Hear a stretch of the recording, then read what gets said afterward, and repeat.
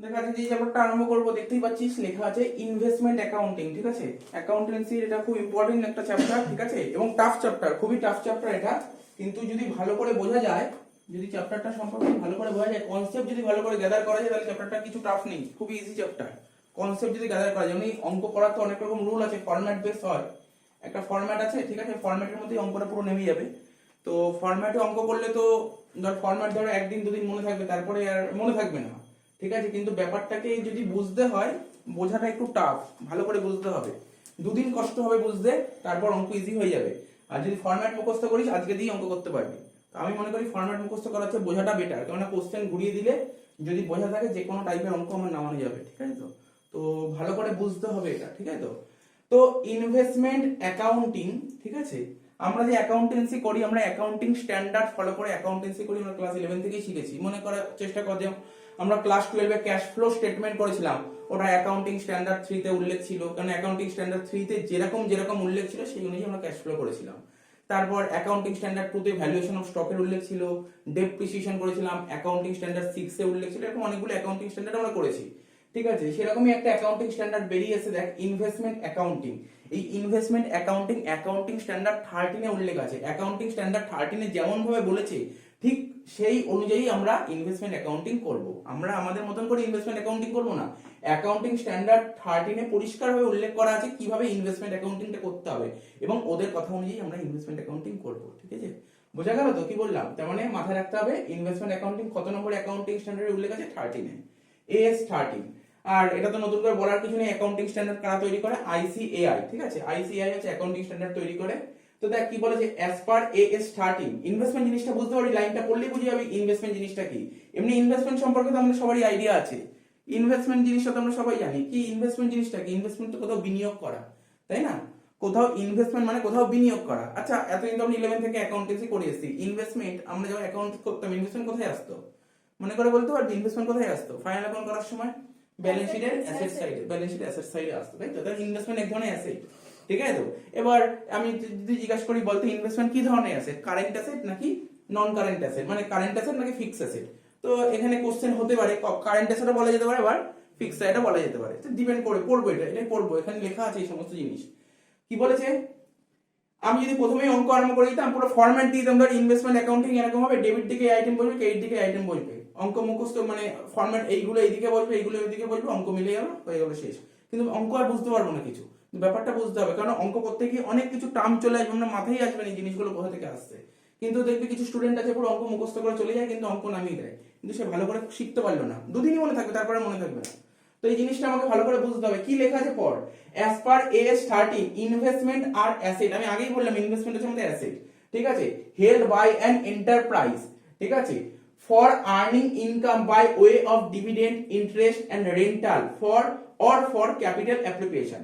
দেখ ইনভেস্টমেন্ট জিনিসটা কি, যে কোনো মানুষ ইনভেস্ট করতে পারে। আজকে আমি যেমন ইনভেস্ট করতে পারি, তুইও তেমন ইনভেস্ট করতে পারিস। আবার যারা বিজনেস করে তারাও ইনভেস্ট করতে পারে, ইনভেস্টমেন্ট সবাই করতে পারে। আরে ইনভেস্টমেন্ট কখন করবো? ধর আমার হাতে আমি যা ইনকাম করলাম, ঠিক আছে, প্রতি মাসে যে ইনকাম করলাম, ইনকাম করার পর কি হবে? প্রতি মাসে আমার কিছু এক্সপেন্স থাকবে, খরচাপাতি করবো, খরচা করার পরেও যদি কিছু টাকা বেঁচে থাকে, আরে আমি যদি কোনো টাকা সেভ করতে পারি, তখনই তো ইনভেস্টমেন্ট করবো। মানুষ কখন ইনভেস্টমেন্ট করে? ইকোনমিক্সে পড়েই এসে, মানুষ কখন ইনভেস্টমেন্ট করে? যদি ধর আমি সাপোজ আমি 100 টাকা ইনকাম করলাম এই মাসে, 80 টাকা খরচ করলাম, তাহলে কত টাকা বেঁচে গেল? 20 টাকা। ওই টাকাটাই তো আমি ইনভেস্ট করবো, সেভ করবো, তাই তো? তা আমরা কোথায় ইনভেস্ট করি? বেসিক্যালি বলি স্যার আমরা তো ইনভেস্ট করি ব্যাংকে। আমি একটু কর্পোরেট কথা বলছি। বেসিক্যালি ইনভেস্টমেন্ট আমরা কোথায় করি? যেই এখানে যে ইনভেস্টমেন্টের কথা বলা হয়েছে, এখানে কিন্তু ব্যাংকে ইনভেস্টমেন্টের কথা বলা হয়নি। আমরা যেরকম ইনভেস্ট করি, ধর অনেকে দেখবি, নাম তো শুনেছি, অনেকে দেখবি মিউচুয়াল ফান্ড কেনে, অনেকে শেয়ারে টাকা লাগায়, অনেকে ডিবেঞ্চারে টাকা লাগায়। ঠিক আছে, তো আজকে ধর আমার ইচ্ছা হতেই পারে, ঠিক আছে, আমার কিছু সাফিসিয়েন্ট কিছু টাকা আছে, কিছু টাকা সেভ করতে পেরেছি, কিছু টাকা সারপ্লাস টাকা আছে, সেই টাকা দিয়ে আমার মনে হলো টাটা কোম্পানির শেয়ার কিনতে ইচ্ছা হলো, কিনতেই পারি। আমার মনে হলো রিলায়েন্স কোম্পানির ডিবেঞ্চার কিনতে ইচ্ছা, ঠিক আছে, তো আজকে যদি আমি টাটা কোম্পানির শেয়ার কিনি, টাটা কোম্পানি আমার টাকা দিয়ে বিজনেস করলো, টাটা কোম্পানি কি করবে আমাকে? টাটা কোম্পানি আমাকে বছরের শেষে যদি প্রফিট হয় আমাকে কি দেবে? ডিভিডেন্ড দেবে। ডিভিডেন্ড মানে জানিস তো, ডিভিডেন্ড মানে লভ্যাংশ। ঠিক আছে, তার মানে পয়েন্টটা পেলি, একটা ডিভিডেন্ডের কথাটা পেলি তো।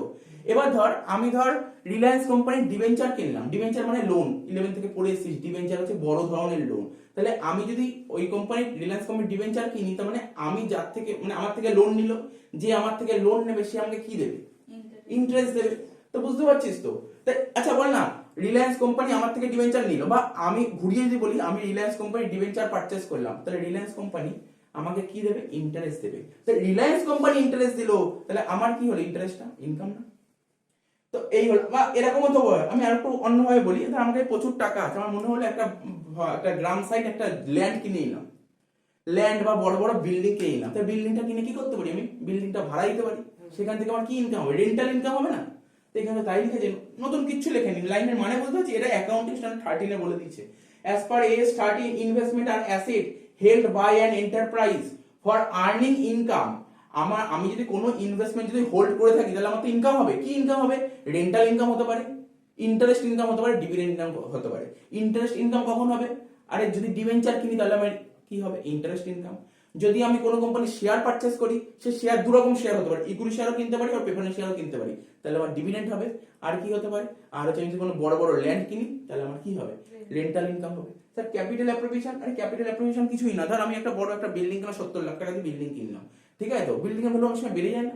বিল্ডিং এর 70 লাখ 80 লাখ, তারপরে 1 কোটি হয়ে গেল, এটা বলে ক্যাপিটাল অ্যাপ্রোপ্রিয়েশন। বা ঠিক আছে, ক্যাপিটাল অ্যাপ্রোপ্রিয়েশন মোটামুটি এটা গেল। এরপরের টপিকে চলে আয়, এটা 1 নম্বর পয়েন্ট। 2 নম্বর পয়েন্ট কি বলছে? Types of investment. আমি বলছিলাম না, ইনভেস্টমেন্ট আমরা ব্যালেন্স শিটে অ্যাসেট সাইডে বসাই। বললাম বল না, ইনভেস্টমেন্ট কি? কারেন্ট অ্যাসেট নাকি ফিক্সড অ্যাসেট? স্যার এটা বলা সম্ভব নয়, কখনো কারেন্ট অ্যাসেট হতে পারে, কখনো ফিক্সড অ্যাসেট হতে পারে, ডিপেন্ড করে কারেন্ট অ্যাসেট না ফিক্সড অ্যাসেট। যেমন ধর আমি সাপোজ বলছি, ধর অনেকে যদি মিউচুয়াল ফান্ডে টাকা লাগায়, ঠিক আছে, ওটাও কিন্তু এক ধরনের ইনভেস্টমেন্ট। ধর কেউ যদি আইসিআইসিআই এর বন্ড কেনে, কেউ এসবিআই এর বন্ড, এসবিআই ব্লু চিপ বেরিয়েছে ওর কেউ কেনে, ঠিক আছে? তা আরো অনেক আছে, তোর বিড়লা সানলাইফ আছে, এগুলো কেনে। এইগুলো কিন্তু সব ইনভেস্টমেন্ট, ঠিক আছে? এবার দেখতে হবে সেই ইনভেস্টমেন্টটা আমি কতদিন ধরে রেখেছি। বুঝতে হবে। ধর আজকে আমি একটা কোনো কোম্পানিতে ইনভেস্ট করলাম, আজকে আমি একটা কোনো কোম্পানি মিউচুয়াল ফান্ড কিনলাম, দেখতে হবে সেই ইনভেস্টমেন্ট আমি কতদিন নিজের হোল্ড করছি। যদি আমি ওই ইনভেস্টমেন্টটা যদি 1 বছরের মধ্যেই বেচে দিই, তাহলে ওটা কি হবে? তোদের 11 থেকে শিখিয়ে এসেছি কারেন্ট অ্যাসেট কাকে বলে, ফিক্সড অ্যাসেট কাকে বলে, বলেছিলাম মনে কর। যে সমস্ত অ্যাসেটের বেনিফিট আমরা শুধু 1 বছরই পাবো, মনে আছে? 1 বছরের মধ্যে সীমিত হয়ে যায়, তাকে কারেন্ট অ্যাসেট বলে। আর 1 বছরের বেশি হলে তখন তাকে বলে নন কারেন্ট অ্যাসেট বা ফিক্সড অ্যাসেট। বলেছিলাম না, যে সমস্ত অ্যাসেটের ভ্যালিডিটি, অর্থাৎ যে সমস্ত জিনিস আমরা 1 বছরই ইউজ করতে পারবো, তাকে কারেন্ট অ্যাসেট বলে। আর যে সমস্ত অ্যাসেট 1 বছরের বেশি ব্যবহার করতে পারি, তাকে নন কারেন্ট অ্যাসেট বলে। যেমন ধর আমি আজকে একটা ফোন কিনলাম, ফোনটা যদি মনে হয় আমি 1 বছর ব্যবহার করতে পারবো, তাহলে কারেন্ট অ্যাসেট। আর যে ফোন যদি 2 বছর 3 বছর ব্যবহার করতে পারি, এটা আমি নন কারেন্ট অ্যাসেট বা ফিক্সড অ্যাসেট। তো মেন টপিকে আসি। ইনভেস্টমেন্ট দু রকম, একটা কারেন্ট ইনভেস্টমেন্ট আর একটা লং টার্ম ইনভেস্টমেন্ট। একটা কারেন্ট ইনভেস্টমেন্ট, একটা লং টার্ম ইনভেস্টমেন্ট, ঠিক আছে? তো ভালো করে পড়বি, লাইনের মানে বোঝাচ্ছি আমি। কারেন্ট ইনভেস্টমেন্ট কি বলেছে? Current investment those investment which are readily realisable. Readily realisable মানে বলবো, এর মানেটাই বলছি, ঠিক আছে? And purchase with an intention, এখানে ইন্টেনশন মানেও আছে একটা, to hold them for the period not more than 1 year from the date of purchase. মানে শুধু এইটুকু লাইন থেকেই বুঝতে পারবি এখানে কি বলতে চেয়েছে। Not more than 1 year from the date of purchase, আমি যেদিন কিনবো, ঠিক আছে, যদি আমি 1 বছর পর্যন্ত হোল্ড করি, 1 বছর পর্যন্ত হোল্ড করি, সেটা আমার কারেন্ট ইনভেস্টমেন্ট। 1 বছরের বেশি হয়ে গেল, সেটা তো নন কারেন্ট ইনভেস্টমেন্ট। বুঝতে হবে ব্যাপারটা। স্যার রেডলি রিয়ালাইজেবল মানে কি? রেডলি রিয়ালাইজেবল মানে হচ্ছে কিছু না, যখন খুশি আমি ইনভেস্টমেন্ট বেচে দিতে পারি, যখন খুশি আমার ইচ্ছা, যখন খুশি আমি বেচে দিতে পারি, ঠিক আছে? তো আচ্ছা, বেচলে খুব একটা লসও হবে না, আর বিক্রি করার সময় খুব একটা প্রবলেমও হবে না, এটাকেই বলে রেডলি রিয়ালাইজেবল, ঠিক আছে? তো যখন খুশি বেচে দিতে পারি, ঠিক আছে? তো এবার বল, আমি যদি তোকে বলি ধর একটা বড় বিল্ডিং কিনে 70 লাখ বা 80 লাখ টাকা দিয়ে বিল্ডিং কিনেছিস, তোর ইচ্ছা হলে যখন খুশি বেচতে পারবি? তুই বেচতে কি করে পারবি? আরে তোর দামই তো উঠবে না, যখন খুশি বেচতে পারবি না। এর উদাহরণ পরে আসবো লং টার্মে। তা দোজ ইনভেস্টমেন্ট, সেই সমস্ত ইনভেস্টমেন্টকে তুমি কারেন্ট ইনভেস্টমেন্ট বলবে যেগুলো কিনা রেডলি রিয়ালাইজেবল, মানে যখন খুশি তুমি বেচতে পারবে। বেচার সময় মানে বিক্রি, মানে যে সেল করবো না, খুব একটা দামে হেরফের হবে না, খুব একটা বা খুব একটা ক্ষতি হবে না, কোনো প্রবলেমই হবে না বেচতে। And purchase with an intention, ভালো করে শোনার চেষ্টা কর, এই জিনিসটা একটু মন দিয়ে বুঝতে হবে। এই যে উইথ অ্যান ইন্টেনশন মানে কি? ইন্টেনশন মানে তুই বুঝতেই পারছিস, মানে ইন্টেনশন মানে ইচ্ছা। আজকে আইসিআইসিআই ব্যাংকের আমি কোনো একটা বন্ড পারচেজ করলাম, আজকে আমি একটা আইসিআইসিআই ব্যাংকের বন্ড পারচেজ করে নিলাম, ঠিক আছে? যেদিন কিনলাম না, আমার ইচ্ছা কি আছে, আমি কি বহুদিন এইটা রাখতে চাই, নিজের কাছে হোল্ড করে রাখতে চাই, নাকি আমি 2 মাস 3 মাসের মধ্যে বেঁচে দিতে চাই? আমার ইন্টেনশন, ইচ্ছাটা কি আছে? বেচবো কি বেচবো না পরের কথা, আমার ইচ্ছাটা কি? যেদিন আমি কিনেছি, যেমন ধর আমি আইসিআইসিআই এর একটা বন্ড কিনেছি, আইসিআইসিআই বন্ড কিনেছি, আর তোর বিড়লা স্যানেলাইট কিনেছি, আদিত্য বিড়লা যেটা। তো আমার ইচ্ছাই ছিল না, যখন আমি কিনেছি আমার ইচ্ছাই নেই আমি 1 বছরের মধ্যে বেঁচে দেবো, আমার ইচ্ছা আছে ওটাকে 20 বছর চালানো। তো ইচ্ছাটা কি, হয়তো যদি কোনো সমস্যা হয় আমি আগেই বেঁচে দিতে পারি, সেটা পরের কথা, সেটা পরের কথা। এখনো ওটা 3-4 বছর চলে গেছে, ঠিক আছে, 3-4 বছর ধরে চলছে। মানে আমার ইচ্ছাটা কি, যেই সময় কিনেছিলাম সেই সময় আমার ইচ্ছাটা কি ছিল? সত্যি কি ইচ্ছা ছিল আমি 1 বছরের মধ্যে বেঁচে দেবো, নাকি আরো বেশি দিন রাখবো? ইচ্ছাটা। স্যার আপনি ইচ্ছা করলেন, আপনার ইচ্ছা হলো 20 বছর পর আপনি বেচবেন, কিন্তু ধরুন আপনি 2 মাসের মধ্যে বেচেন, সেটা অন্য কথা। ইচ্ছাটা কি বড় কথা, ঠিক আছে, এখানে বলছি ইন্টেনশন।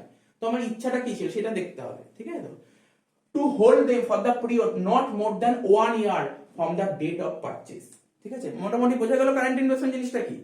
এবার কি বলেছে, they are valued lower of its cost price and fair value.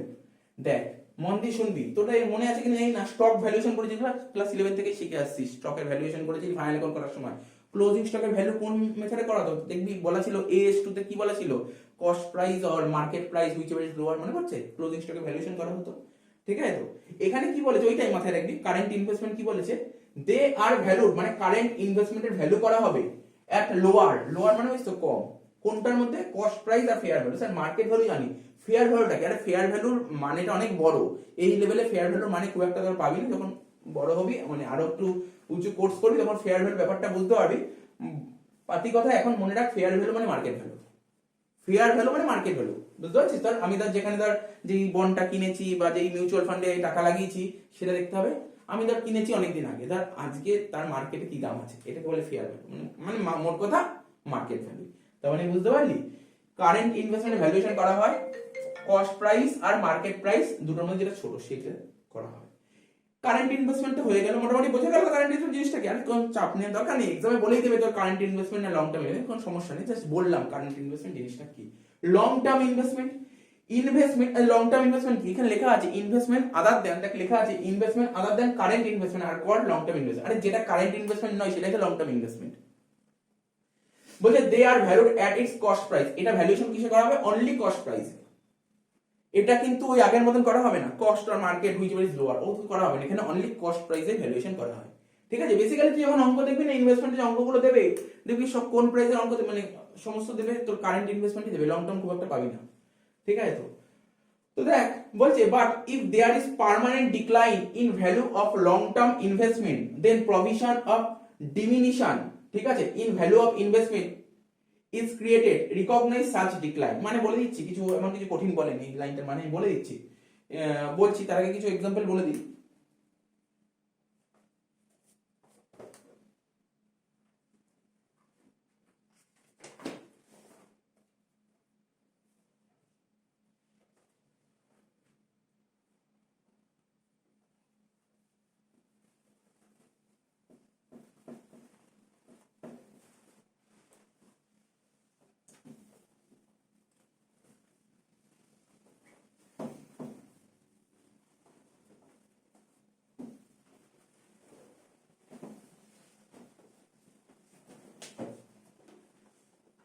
এক্সাম্পলটা লিখছি, ধর ধর একটা এক্স কোম্পানি,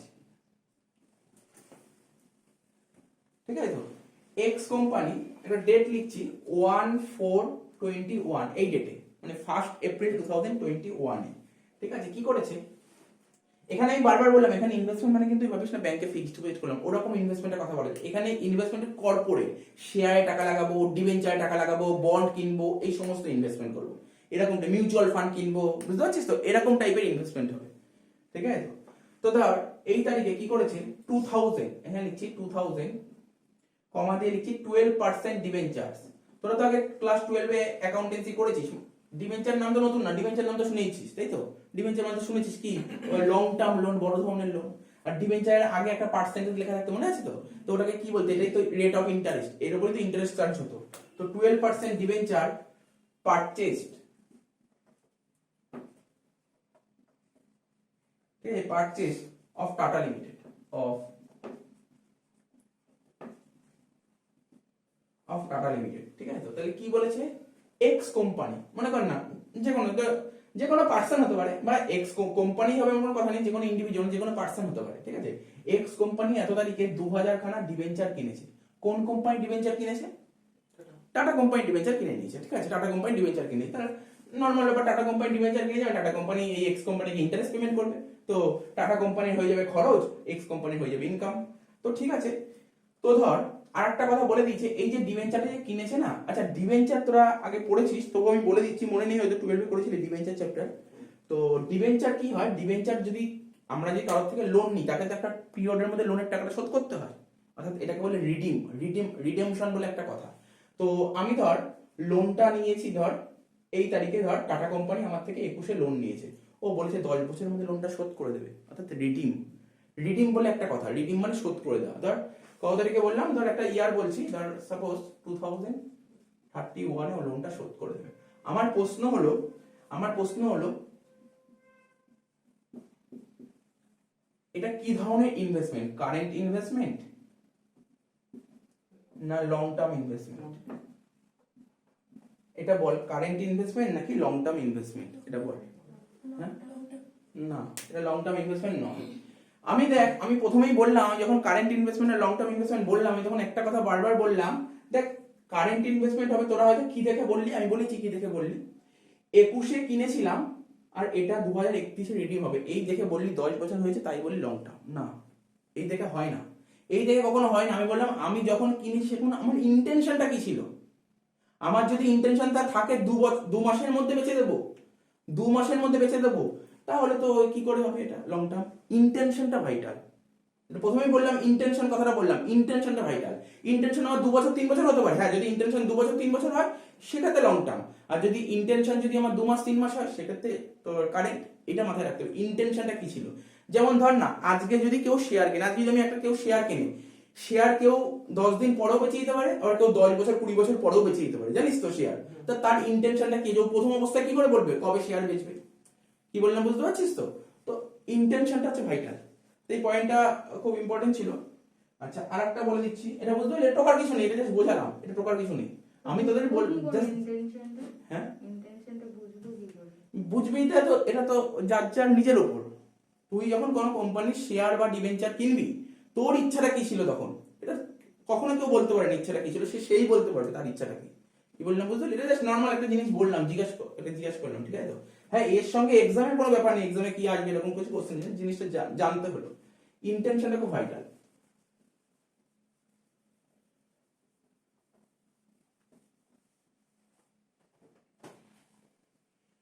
আচ্ছা যেটা বলছিলাম এখানে, এই যে লং টার্মটা বোঝানোর ব্যাপার ছিল, বলছে but if there is permanent decline.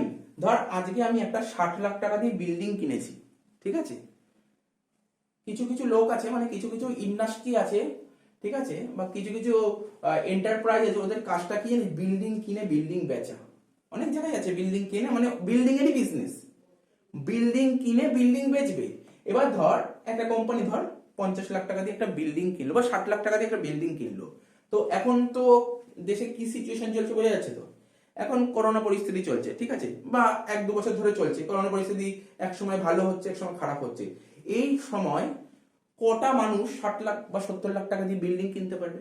Demand বাড়বে না কমবে বিল্ডিং এর? এই সময় অবশ্যই কমবে, তাই তো। তো ধর সেই সমস্ত কোম্পানি যে ম্যানেজমেন্ট আছে না, তারা বিভিন্ন ডিসিশন নেয় যে না, আমার 60 লাখ টাকা বিল্ডিং, কখনোই 60 লাখ টাকা দাম পাবো না, কোনোদিন 60 লাখ টাকা দাম পাবো না, সবসময় কম দাম পাবো। সাপোজ ওরা ধর এস্টিমেট করলো স্যার কত কম দাম পাবো, এটা কেউই বলতে পারে না কত কম দাম পাবো, কেউ বলতে পারে না, যখন বেচবে তখন তো বুঝবে কত দাম পাবো, কত কম দাম পাবো। হ্যাঁ ওরা একটা বলতে পারে মোটামুটি ধর 5 লাখ বা 10 লাখ টাকা কমতে পারে দাম, বুঝতে পারলি। এখন যা সিচুয়েশন, 5-10 লাখ টাকা হয়তো 60 লাখ টাকা মধ্যে বেচতেই পারবো না বাড়ি, আর যদি বেচতেও পারি আরো কম দাম পাবো। কত কম দাম পাবো মনে করছি, 10 লাখ টাকা কম পাবো মনে করছি, এরকম কোনো এক্সাক্ট ফিগার নেই, 10 লাখ টাকাই হবে, আমি একটা অ্যাজাম্পশন করলাম। তাহলে কি হবে, ধর 60 লাখ টাকা দিয়ে বিল্ডিং কিনেছিলাম, 60 লাখ টাকা দিয়ে বিল্ডিং কিনেছিলাম, মনে করছি 10 লাখ টাকা কম দাম পাবো, তাহলে কত টাকা কম, কত টাকা ভ্যালু হতে পারে এখন? 50 লাখ টাকা। অর্থাৎ আমি তোদের কিছুক্ষণ আগে বললাম যে এই দেখ লেখা আছে দে are valued at cost price. কি লেখা আছে? দে are valued at cost price, মানে লং টার্ম ইনভেস্টমেন্ট কোন প্রাইস শো করতে হয়, কস্ট প্রাইস দেখাতে হয়। কিন্তু আমি কিনেছিলাম কত দিয়ে, 60 লাখ টাকা, 60 লাখ টাকা দেখানো উচিত, কিন্তু 60 লাখ টাকা দেখাতে পারবো না। কেন দেখাতে পারবো না? কারণ এই দাম তো বেচতে পারবো না। মনে করছি 50 লাখে বেচতে পারবো, তাই 10 লাখ টাকা কমিয়ে 50 লাখ টাকা দেখাবো। স্যার কখনো বাড়তে পারে, হ্যাঁ পরিস্থিতি খারাপ, মানে যে পরিস্থিতি যদি ঠিক হয়ে যায়, যদি দেশে যদি খুব ভালো পরিস্থিতি চলে আসে, তখন এই 60 লাখ টাকাটা আমি পরে 70 লাখ টাকাও বেচতে পারি। ঠিক আছে, হতেই পারে। এখানে এটাই বলেছে, but if there is permanent decline, ঠিক আছে, পার্মানেন্ট ডিক্লাইন মানে দেশের যে পরিস্থিতি খারাপ সেটার কথা বলছে, permanent decline in value of long term investment, then provision for diminution. এই যে 10 লাখ টাকা কমলো, 10 লাখ টাকাকে বলে প্রভিশন ফর ডিমিনিশন। ঠিক আছে, তো in value of investment is created recognise such decline, এটাই বলেছে, তেমন কিছু না। এবার ধর এই যে 10 লাখ টাকা যে কমলো, এই 10 লাখ টাকা যে কমলো, আমার ওয়ান টাইপ অফ, এটা হচ্ছে এক ধরনের এক্সপেন্স হয়ে গেল। আমরা যখন পিএল অ্যাকাউন্ট করলো, পিএল অ্যাকাউন্টে ডেবিটে চলে আসবে এটা টু প্রভিশন ফর ডিমিনিশন। হ্যাঁ, তবে যদি কখনো যদি বেড়ে যায় তখন কি হয়ে যাবে? তখন কি লস হবে নাকি লাভ হবে? যদি ধর 60 লাখের জায়গায় কোনো 70 লাখ হই, তখন লাভ হবে, তখন কোন দিকে হবে? এই দিক চলে যাবে, বাই পিএল এর কেটে চলে যাবে। ঠিক আছে, তো তো এটা নরমাল ব্যাপার, এইগুলো খুব একটা বেশি ইম্পর্টেন্ট না। বাট এটা কেন বললাম, AS13 এই কথাগুলো বলেছিল, AS13 এই কথাগুলো বলেছিল।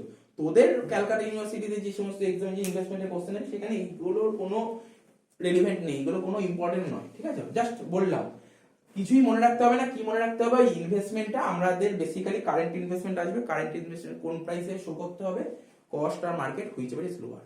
আর লং টার্ম ইনভেস্টমেন্ট কোন প্রাইস দেখা যায়, কস্ট প্রাইস। শুধু এইটুকু মাথায় রাখলে হবে, আর খুব বেশি মাথায় রাখতে হবে না এখনো পর্যন্ত যা করেছি।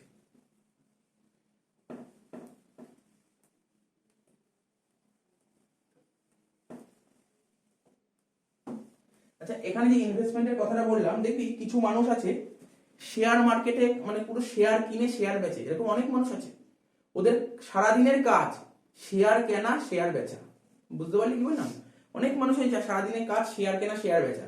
কিন্তু ধর আমার কি মেন, আমি যদি আমার কথা বলি, আমার মেন কাজ তো এটা না। আমার মেন কাজ কি? টিউশন পড়ানো। ঠিক আছে, ওখান থেকে টাকা কামানো। দেখ, যাদের মেন কাজ শেয়ার বেচা, শেয়ার কিনে শেয়ার বেচা, তাদের ইনকামটা কোথা থেকে? ওই শেয়ার মার্কেট থেকেই হবে। কিন্তু আমার কাজ তো, মেন কাজ তো শেয়ার কেনা বা শেয়ার বেচা না। আমার মেন কাজ টিউশন করে ইনকাম করা। যদি ইনকাম থেকে যদি বেশি কোনো সারপ্লাস টাকা বেঁচে থাকে, সেই টাকাটা শেয়ার মার্কেটে লাগাবো। এটা কি আমার মেইন ইনকাম? না। অর্থাৎ এখানে AS13 কি বলেছে, আমরা কাদের ইনভেস্টমেন্ট করব? যাদের মেন কাজ এখান থেকে টাকা কামানো নয়। কি বললাম বুঝতে পারলি? এখন তুই বলিস স্যার, ধরুন কিছু কিছু মানুষের শেয়ার মার্কেটে সারাক্ষণ পড়ে থাকে, ওরা শেয়ার কেনে আর শেয়ার বেচে, তারাও কি এই নিয়ম ফলো করবে? না, তাদের জন্য এই নিয়ম না। এই নিয়মটা কাদের জন্য? যাদের মোটামুটি ধর ডিভিডেন্ড থেকে কিছু ইনকাম হলো, ধর আমি আমার কথা যদি বলি, আমার টিউশন থেকে ইনকাম হচ্ছে, ঠিক আছে, টিউশন থেকে ইনকাম হচ্ছে, কিন্তু যদি আমি কোনো কোম্পানির শেয়ার কিনি, সেখান থেকে ডিভিডেন্ড পাবো। আমি যদি কোনো কোম্পানির ডিবেঞ্চার কিনি, সেখান থেকে কি পাবো? সেখান থেকে আমি ইন্টারেস্ট পাবো। আমি যদি কোনো বড় ল্যান্ড কিনি, সেখান থেকে জমি, মানে বিল্ডিং ভাড়া দিলে সেখান থেকে রেন্টাল ইনকাম হবে। এইগুলো কিন্তু আমার মেন ইনকাম নয়। ঠিক আছে, এটা সাইড ইনকাম। সেই ইনকাম গুলো ইনভেস্টমেন্ট অ্যাকাউন্টে দেখাতে পারি। কি বললাম, বোঝা গেল তো? কি বললাম বুঝতে পারলি তো? এবার দেখ, মেন এবার অঙ্ক করতে যে জিনিসগুলো কাজে লাগবে সেটা বলছি। Meaning of cost of investment, লেখ meaning of cost of investment. এটা খুব কাজে লাগবে। আমরা যখন অঙ্ক করবো, সেখানে কস্ট অফ ইনভেস্টমেন্ট মানে ইনভেস্টমেন্টের দাম কি করে বের করতে হয়, এটা শিখতে হবে। ঠিক আছে, তো শুনতে পাচ্ছিস তো? আজকে ধর আমি কোনো কোম্পানির একটা ডিবেঞ্চার কিনলাম, তো ডিবেঞ্চার কেনার জন্য আমাকে কত টাকা দিতে হবে, সেটা কি করে বের করবো? কি বললাম বুঝতে পারলি? আজকে ধর আমি কোনো রিলায়েন্স কোম্পানি একটা শেয়ার কিনলাম, শেয়ারের জন্য কত টাকা আমাকে পেমেন্ট করতে হবে, সেটা কি করে বের করবো, সেগুলো শিখছি। কি বললাম বুঝতে পারছিস তো?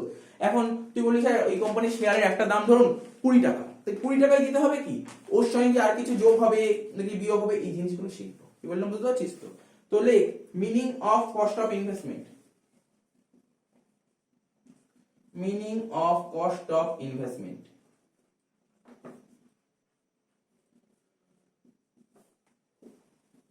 কি করে বের করবো? প্রথমে লিখছি, দেখ আগে লেখাগুলো দেখে নে কি লিখছি। Purchase price of investment, purchase price of investment.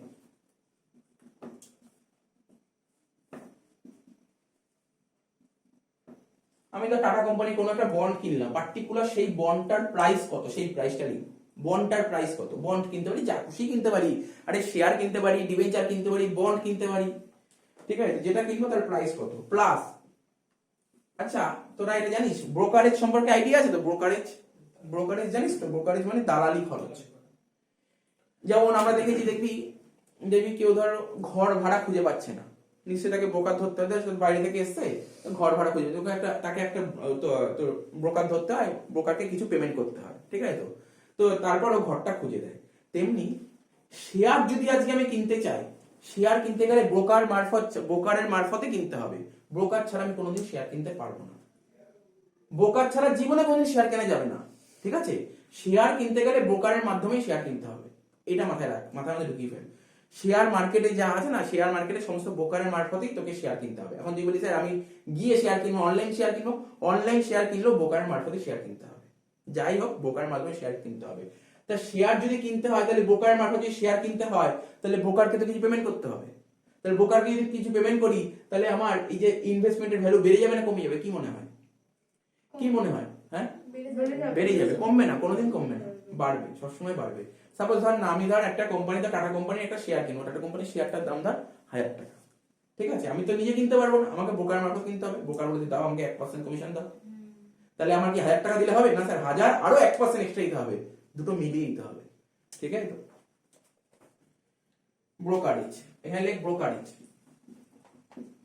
Sir বলছি তো ব্রোকারেজ তো স্যার নিজেরাও তো অনলাইনে স্যার কিনতে পারি স্যার, সেখানে তো ব্রোকারেজ তো স্যার লাগে না। না, ব্রোকারেজ দিতে হবে। ব্রোকারেজ আমি যখন কোনো কোম্পানির শেয়ার কিনবো, শেয়ার একমাত্র ব্রোকারের মারফতে কিনতে হয়। ব্রোকারের কাছে সমস্ত শেয়ার হোল্ড করা থাকে, ব্রোকারের মারফতে আমাকে সমস্ত শেয়ার কিনতে হবে। এবার যদি আমি যদি ব্রোকার বিজনেস করি, সেই ক্ষেত্রে ব্রোকারটা আমার ব্রোকারেজ ইনকাম হবে। আচ্ছা, কমিশন, কমিশন থাকতে পারে, যদি থাকে জেনারেলি তুই ব্রোকারেজটা পাবি ম্যাক্সিমাম অঙ্কে। কমিশন থাকলে কমিশন যোগ হবে। স্ট্যাম্প ডিউটি, এগুলো সমস্ত শেয়ার বা ডিবেঞ্চার কিনতে গেলে এই জিনিসগুলো লেগে থাকে, ঠিক আছে? স্ট্যাম্প ডিউটি,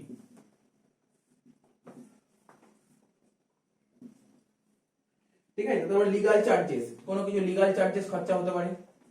এগুলো আমি পুরো কমপ্লিট দিয়ে দিলাম, এর বাইরে কিছু থাকে না, ঠিক আছে? তো কিন্তু তুই তোদের সিলেবাসে যে সমস্ত অঙ্ক করবি, এই সমস্ত আইটেম কিচ্ছু পাবি না। পাবি তো প্রথম দুটো আইটেমই, তবু আমি লিখে দিলাম সব, ঠিক আছে? তো তারপর হচ্ছে ফিস। এই ফিস জিনিসটা কি আমি বলছি, যে ট্রানজাকশন ফি, সমস্ত ট্রানজাকশন করার জন্য কোনো একটা এক্সট্রা চার্জ ফার্জ কাটলো, সেটা আসতে পারে, ঠিক আছে? তো এই সমস্ত জিনিস যোগ করার পর যে ভ্যালুটা বেরোবে, তাকেই বলে কস্ট অফ ইনভেস্টমেন্ট, তাকেই বলে কস্ট অফ ইনভেস্টমেন্ট,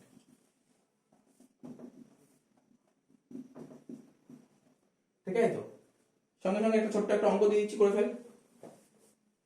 ছোট্ট একটা অঙ্ক লেখ, mister x purchase 1000 equity share,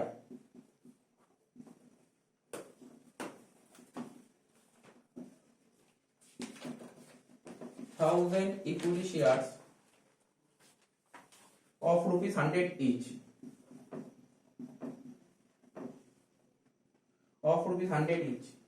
in Tisco Limited,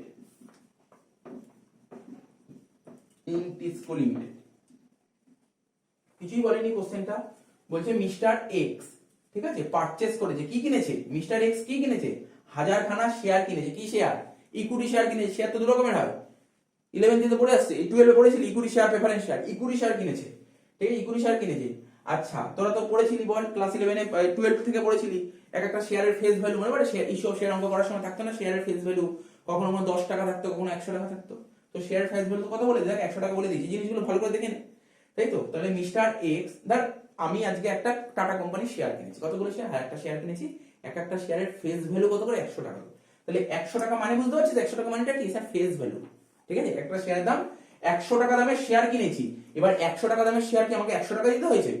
এরকম তো কখনো হবে না। ধর টিসকো কোম্পানির শেয়ারের দাম বেশি দিতে হতে পারে, কমও দিতে হতে পারে। কোশ্চেন দেখি না কি বলেছে, 100 ইচ, ঠিক আছে? তো ইন টিসকো লিমিটেড লিখেই তো বলেছে at rate rupees 150 each, at rate of rupees 150 each. মানে ভাব, আমি টিসকো কোম্পানির 1000 খানা শেয়ার কিনছি, যেই শেয়ারের ফেস ভ্যালু 100 টাকা করে, আমাকে দিতে হচ্ছে কত করে? 150 টাকা করে দিতে হচ্ছে, ঠিক আছে? 150 টাকা করে দিতে হচ্ছে। এগুলো আমি 12 এ পড়ার সময়, ইস্যু অফ শেয়ার পড়ার সময় বুঝিয়েছিলাম এগুলো কেন 150 টাকা করে দিতে হচ্ছে, তার কারণও আছে। এখানে দেখ কি বলেছে, ফর্ম আ বোকার, কার থেকে কিনেছি? দেখ শেয়ারটা কার থেকে কিনেছি? ফর্ম আ বোকার, বোকারের থেকে কিনেছি শেয়ার, ফর্ম আ বোকার, ঠিক আছে? তো who charged, like who charged 2% on brokerage, ও 2% ব্রোকারেজ চার্জ করেছে, ঠিক আছে, 2% ব্রোকারেজ চার্জ করেছে। He also incurred, like he also incurred, সে আরো এক্সট্রা খরচ করেছে। কি খরচ করেছে? He also incurred, he also incurred 50 পয়সা, মানে 50 পয়সা খরচ করেছে, 50 পয়সা পার rupees 100, per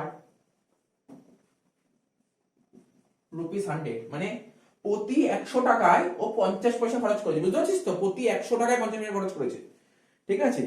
as cost of shares, as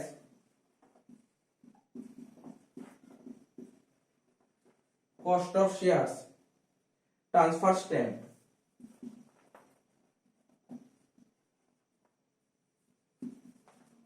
মানে পাতিকতা স্ট্যাম্প বাবদ ও প্রতি 100 টাকায় 50 পয়সা করে খরচা করেছে।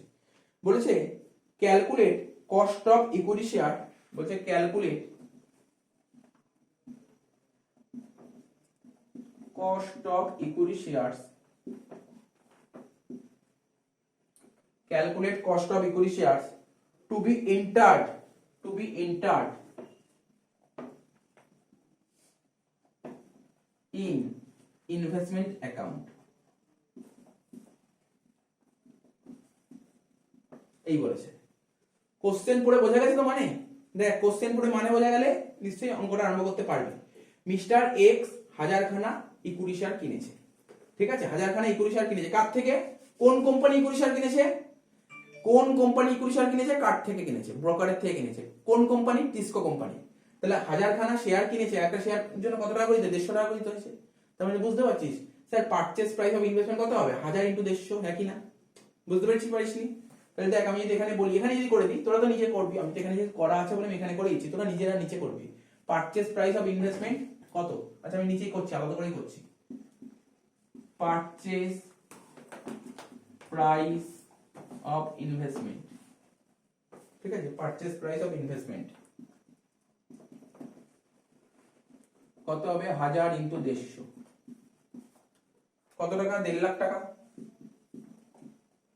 তার মানে তুই 100টা শেয়ার কেনার জন্য তোকে 1.5 লাখ টাকা খরচা করতে হচ্ছে। শুধু এই টাকা খরচ করলে কিন্তু তুই শেয়ার পাবি না, আরো খরচ করতে হবে তোকে। যেহেতু ব্রোকারের থেকে কিনছিস, তো ব্রোকারেজ দিতে হবে 2% ব্রোকারেজ দিতে হবে। কার উপর ব্রোকারেজ দেবো? দেখ 2% বলে যে ব্রোকারেজ দিতে হবে, কি মনে হয় কোন টাকার উপর ব্রোকারেজ দেবো? এই তো এই 1.5 লাখ টাকার উপরই ব্রোকারেজ দেবো। 1.5 লাখ টাকা তো শেয়ার কিনছি, তার উপর 2% ব্রোকারেজ দেবো। তো 1.5 লাখের 2% ব্রোকারেজ দিতে, 1.5 লাখের 2% ব্রোকারেজ দিতে হলে প্লাস দিলে ব্রোকারেজ,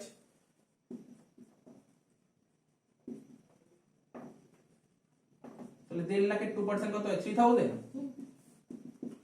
3000 হয়ে গেল ব্রোকারেজ। বুঝতে পারলি তো ব্রোকারেজ 3000 কি করে হলো? দেখ না, কমন ব্যাপার তো। আমি শেয়ার কিনছি, 1.5 লাখ টাকা শেয়ার কিনছি, তাহলে ব্রোকারেজ তো 1.5 লাখের উপরই দেবো, হ্যাঁ কি না? হ্যাঁ, যদি এখানে কোশ্চেনে বলে দিত যে 2% অন ব্রোকারেজ, এর উপর ব্রোকারেজটা ক্যালকুলেট করো, তার উপর করতাম। যদি বলে দিত না তুমি ব্রোকারেজটা ক্যালকুলেট করো, বলে দিত একটা প্রাইস, বলে দিত ওই প্রাইসের উপর, তাহলে করতাম। স্যার কি প্রাইস বলতে পারে? কখনো বলতে পারে যে ফেস ভ্যালুর উপর চার্জ করো। যদি বলতে এখানে ফেস ভ্যালুর উপর চার্জ করো, তাহলে কিন্তু 3000 টাকা হতো না। তখন ফেস ভ্যালু কত করেছিল একটা শেয়ারে? স্যার 100 টাকা করেছিল, তাই তো? 1000টা শেয়ার 100 টাকা করে হলে কত হতো? 1 লাখ টাকা। তখন 1 লাখ টাকার উপর 2% চার্জ করতে হতো। কি বললাম বোঝা যাচ্ছে তো? লাইনের মানে বুঝতে হবে। এখানে তো কিছু বলেনি, কিছু না বললে আমি কার উপর করবো ব্রোকারেজ? ঠিক আছে, এই 1.5 লাখ টাকার উপর, যেটা প্রাইস। তারপর হচ্ছে ট্রান্সফার ডিউটি, একটা ছিল না ডিউটি, দেখ কোথায় ছিল? এই ট্রান্সফার স্ট্যাম্পে লেখ, ট্রান্সফার স্ট্যাম্প লেখ,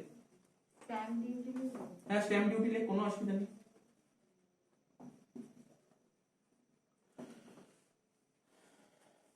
কি বলেছে এখানে? বলছে প্রতি 100 টাকায় 50 পয়সা করে খরচ হয়। প্রতি 100 টাকায় 50 পয়সা খরচ করে। প্রতি 100 টাকায় 50 পয়সা খরচ, 50 পয়সা খরচ করে প্রতি 100 টাকায়, তাই তো? বুঝেছিস তো? 100 টাকায় কত খরচ করছে? 50 পয়সা। কিন্তু আমি কিনেছি কত টাকা দিয়ে? 1.5 লাখ টাকা। 1.5 লাখ টাকা কত খরচ বেরিয়ে যাবে, ইন্টু 1.5 লাখ কর।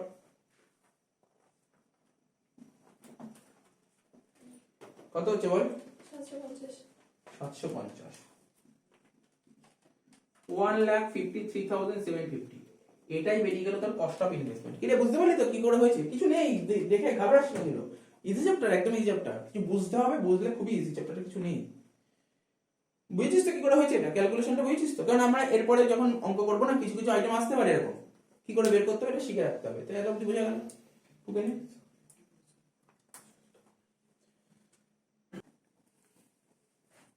আচ্ছা, এরপরে হেডিং দেই like investment in financial assets.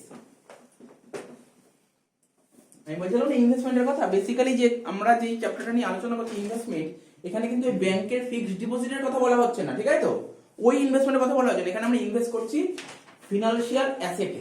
কি বললাম বুঝতে পারলি তো? আমরা কোন ধরনের ইনভেস্ট করছি? কর্পোরেট ফিনান্সিয়াল অ্যাসেটে ইনভেস্ট করছি। এবার ফিনান্সিয়াল অ্যাসেট বলতে কোনগুলোকে বোঝায়, ঠিক আছে? তো ইনভেস্টমেন্ট ইন ফিনান্সিয়াল অ্যাসেটস,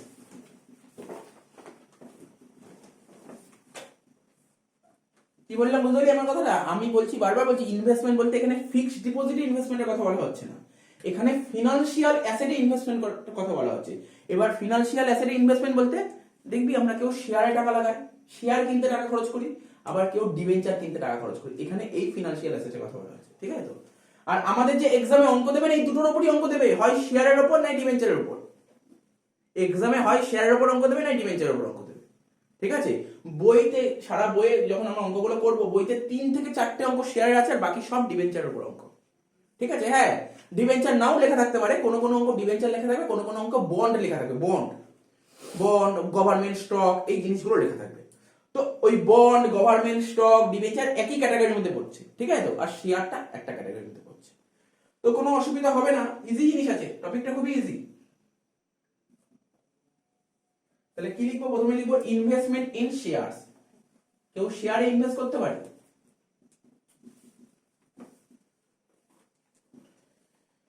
ঠিক আছে? আর শেয়ার বলতে কত রকমের শেয়ার হয় যে তোরা নিজেরাই জানিস, নতুন করে বলার কিছু নেই। শেয়ার তো দু রকমের হয়, একটা ইকুইটি শেয়ার আর একটা প্রেফারেন্স শেয়ার। তো ভাববি পরীক্ষায় শুধু ইকুইটি শেয়ারের অঙ্কই দেবে না, প্রেফারেন্স শেয়ারও ইনভেস্টমেন্ট দিতে পারে, ঠিক আছে? তো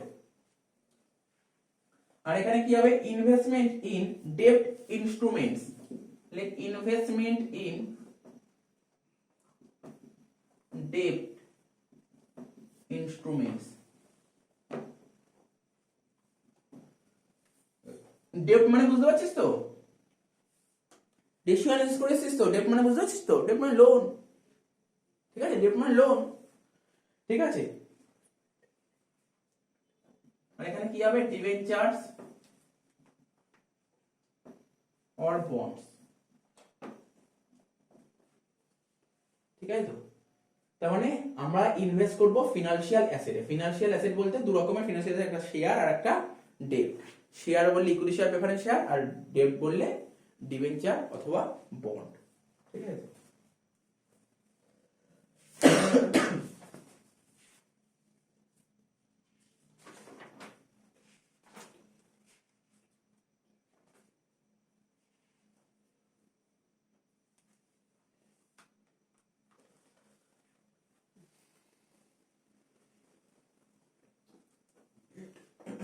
ঠিক আছে?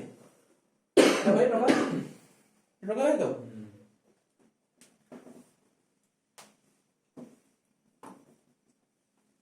কোনটা করাবো? শেয়ার করাবো না কিন্তু এখন।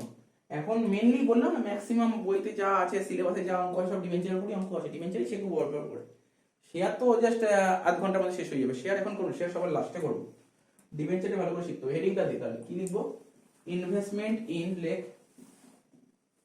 Investment in ডেব্ট instruments, ডেব্ট instruments.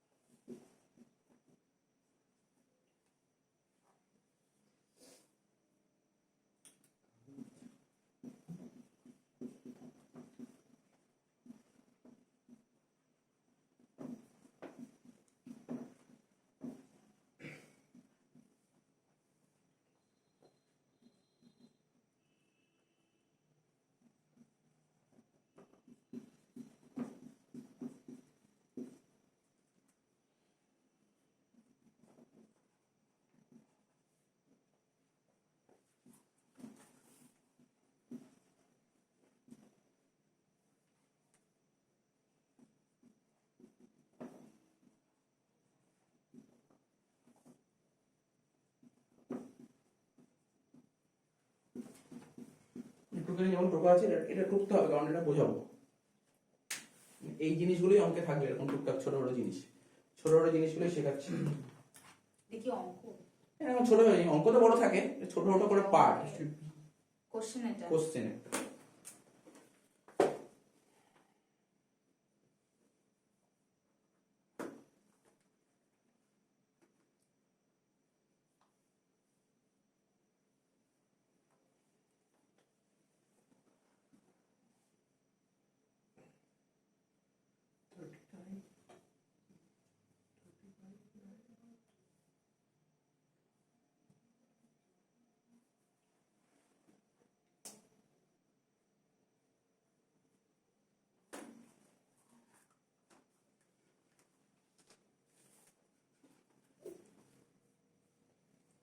বলছে টোকা তোকে এটা বোঝার ব্যাপার, খুব মনোযোগ সহকারে বুঝবি কিন্তু এটা। এইটা যদি ভালো করে বুঝতে পারিস তাহলে ভাবি ইনভেস্টমেন্ট অঙ্ক করতে পারবি, নাহলে পারবি না। যে কনসেপ্ট যদি বুঝতে না পারিস তাহলে ভাবি ইনভেস্টমেন্ট অঙ্ক পারবি না করতে, এটাই মেন বোঝার ব্যাপার আছে। গল্পটা কি বলেছে, কোশ্চেনটা পড়ছি, হ্যাঁ কোন থিওরিটিক্যাল কথা বলছি না, জাস্ট যেটা লেখা আছে এক্সাম্পল দিয়ে অঙ্ক বোঝানোর চেষ্টা করছি। কোম্পানির কথা বলছি XYZ, কোম্পানির নাম হচ্ছে XYZ, লেখা আছে XYZ লিমিটেড, ঠিক আছে। এখানে মিস্টার এ, আচ্ছা শেয়ার হোল্ডার নাম শুনেছিস তো? যারা শেয়ার কেনে তাদেরকে কি বলে জানিস তো? যারা শেয়ার কেনে তাদেরকে শেয়ার হোল্ডারই বলে, ঠিক আছে। যাই হোক, এখানে শেয়ারের কথা বলছি না, এখানে ডিবেঞ্চার কথা বলছি। ডিবেঞ্চার আছে তো, কারণ ডেব্ট ইনস্ট্রুমেন্ট ডিবেঞ্চার, যারা ডিবেঞ্চার কেনে তাদেরকে কি বলে? ডিবেঞ্চার হোল্ডার, পরিচিত আমি। বলছে XYZ কোম্পানি যত ডিবেঞ্চার আছে, মানে মিস্টার এ 100 ডিবেঞ্চার কিনেছে, মানে মোট কথা মিস্টার এর কাছে 100টা ডিবেঞ্চার আছে। ভালো করে দেখা বোর্ডের দিকে, কোশ্চেনটা মন দিয়ে শুনবি। XYZ কোম্পানি যত ডিবেঞ্চার আছে তার মধ্যে মিস্টার এ 100টা ডিবেঞ্চার কিনেছে, 10% ডিবেঞ্চার 98 করে। ও কি করেছে, ওর কাছে সুযোগ এসছে, ও ডিবেঞ্চার বেচে দিয়েছে, দাম বেশি পেয়েছে, ডিবেঞ্চার বেচে দিয়েছে। দেখ আজকে যদি আমি কোনো কোম্পানির শেয়ার কিনি, যদি দাম বেড়ে যায় আমি শেয়ার বেচে দেবো, শেয়ার রাখবো না নিজের কাছে, সবাই তাই করে। তো ও কি করেছে, ও তাই করেছে। মিস্টার এ XYZ কোম্পানির ডিবেঞ্চার কিনেছিল 98 টাকা করে, 100 ডিবেঞ্চার কিনেছিল। ওই ডিবেঞ্চার গুলো ও এই তারিখে বেচে দিয়েছে, সেল করেছে, বেচে দিয়েছে। কাকে? বি কে বেচেছে। কত করে? 99 করে বেচে দিয়েছে, ঠিক আছে। আচ্ছা, আজকে যদি আমি কোনো কোম্পানির ডিবেঞ্চার কিনি, তাহলে সেই কোম্পানি আমাকে কি পেমেন্ট করবে বল? ইন্টারেস্ট পেমেন্ট করবে। তাহলে ওই কোম্পানির খরচ, আমার তো ইনকাম, ঠিক তো। তো ইন্টারেস্ট ডেটও বলে দিয়েছে, বছরে দুবার ইন্টারেস্ট দেয়। স্যার কেন দুবার? আরে ওই কোম্পানির রুল আছে দুবার দেবে। কোন কোম্পানির রুল থাকে না আমি বছরে 4 বার দেবো, 4 বার দেবে। কোন কোম্পানির রুল থাকে আমি বছরে 1 বার দেবো, 1 বার দেবে। এটা তো কোনো কোশ্চেন না, কোশ্চেন থেকে বলে দেবে ইন্টারেস্ট বছরে দুবার দিয়েছে।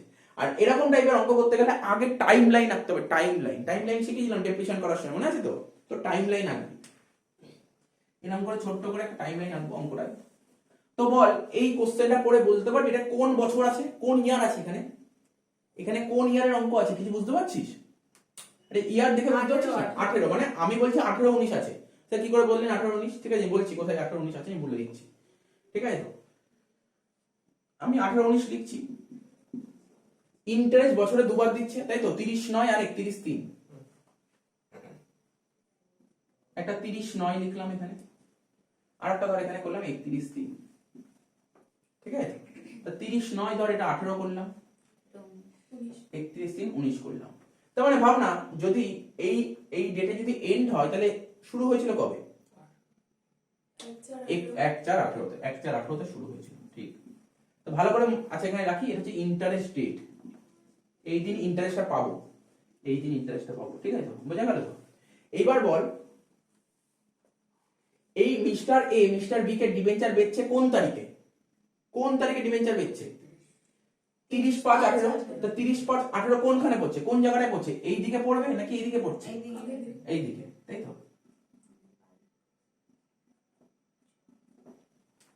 35/18, ঠিক আছে। এই ডেটে ওইগুলো বেঁচে গেছে। তাহলে কি লিখতে পারি? এ সোল্ড ডিবেঞ্চার টু বি, যেমন হয় ডায়াগ্রাম আছে না, সেইভাবে টুকে নিবি, তাহলে পরে বাড়িতে যখন রিভিশন করবি খুব সুবিধা হবে, খুব সুবিধা হবে রিভিশন করার সময়। এ sold debenture two B, A B কে ডিবেঞ্চার গুলো বেঁচে দিচ্ছে, ঠিক আছে।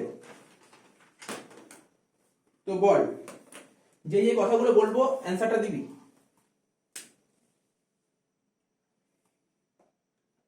এই তারিখের কথা যদি বলি, এই তারিখ 30 9 18 তে। আচ্ছা জানিস তো ডিবেঞ্চার কে, এই যে ইন্টারেস্টটা পাবে তো, এদার 100টা ডিবেঞ্চার এর কাছে ছিল, ও এই তারিখে বি কে বেচে দিল। আমার প্রথম প্রশ্ন হলো এই তারিখে 30/9/18 ডিবেঞ্চার গুলো কার কাছে আছে?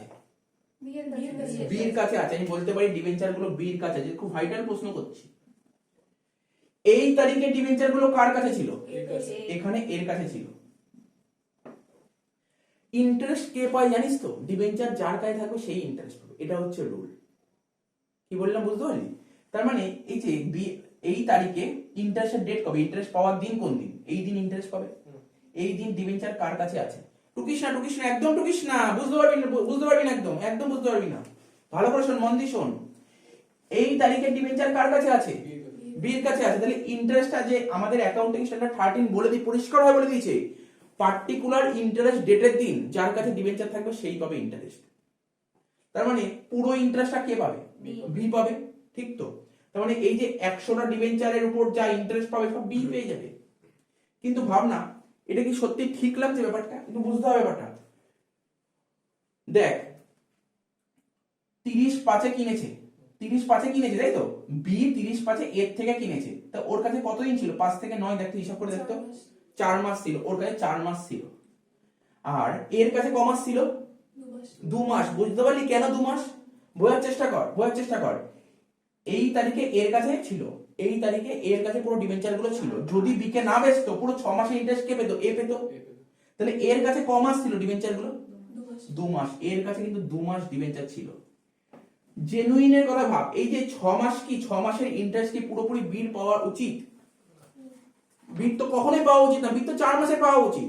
কিন্তু যে যারা ইন্টারেস্ট পেমেন্ট করে, ধর কোম্পানি XYZ কোম্পানি বি কেই কিন্তু পুরো ইন্টারেস্ট দিয়ে দেবে 6 মাসে। এরকম নিয়ম কেন? এটাই নিয়ম কেন? ওদের পক্ষে সম্ভব না। এটা মানে এখানে ধর পরীক্ষার অঙ্ক বা আমরা বোঝার জন্য একটা অঙ্ক করছি। রিয়ালে একদম রিয়াল, মানে যদি প্র্যাকটিক্যাল লাইফের কথা বলি, প্র্যাকটিক্যাল লাইফে একটা কোম্পানিতে কিন্তু ভাবিস না 1 বছরে একটাই শেয়ার কেনা বেচা হয়। ওদের প্রতিদিন লাখ লাখ শেয়ার কেনা বেচা হয়। তো যেখানে লাখ লাখ শেয়ার কেনা বেচা হয়, সেক্ষেত্রে এরকম ভাবে হিসাব করা ওদের পক্ষে কখনো পসিবল না। ওরা হিসাব করতেই পারবে না এইভাবে। এই জন্য বলছে যাদের হিসাব তারা করবে, কোম্পানি একবার ডিবেঞ্চারের উপর ইন্টারেস্ট দিয়ে দেবে। কাকে ইন্টারেস্ট দেবে? এই দিন যার কাছে ডিবেঞ্চার তাকে ইন্টারেস্ট দেবে। কি বললাম বুঝতে পারলি তো? কিন্তু আমাকে হিসাবটা ঠিক রাখতে হবে। তাহলে কি হচ্ছে ভালো করে বুঝতে হবে এখানটায়। মিস্টার এ মিস্টার বি কে debenture, mister A mister B কে 100টা ডিবেঞ্চার বেচছে। তাহলে মিস্টার এ মিস্টার বি থেকে 100টা ডিবেঞ্চার টাকা তো নেবেই। কি এই টাকাটা নেবেই। আর কি নেবে বলতে পারবি? 2 মাসের ইন্টারেস্ট নেবে, 2 মাসের ইন্টারেস্ট নেবে। ব্যাস, এই হচ্ছে কনসেপ্ট, মাথায় রাখতে হবে। 2 মাসের ইন্টারেস্ট নেবে, ঠিক আছে? এবার কিভাবে করতে হয় বলছি, বুঝতে পারলি কনসেপ্টটা? বুঝতে পারলি কেন 2 মাসের ইন্টারেস্ট নেবে? মাথায় রাখতে হবে কিন্তু কেন 2 মাসের ইন্টারেস্ট নেবে। বোঝার চেষ্টা কর। আমি এরকম টুকটাক ছোটটা অঙ্ক দেবো, তার মানে এই তো বললাম তো, এই 100টা ডিবেঞ্চার টাকা নেবে, আর কি নেবে? 2 মাসের ইন্টারেস্ট নেবে, 2 মান্থ ইন্টারেস্টের টাকা নেবে। গল্পটা মাথায় ঢুকেছে? তো পুরোপুরি মাথায় রাখতে হবে। এটা টুকে নে, তারপর আমি বলছি কিভাবে অঙ্ক করতে হবে।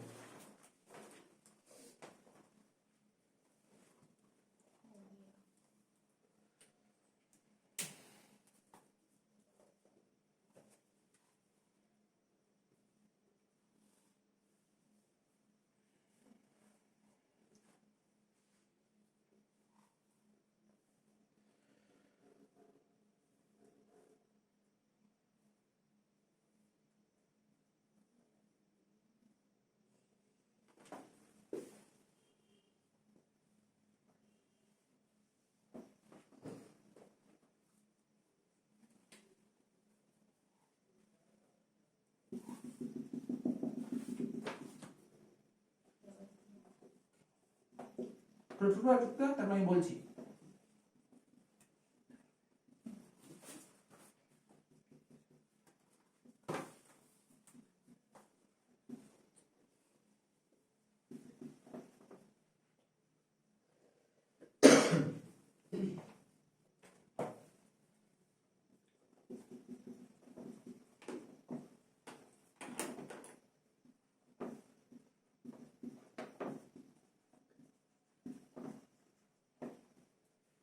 পুরো টুকে আছে।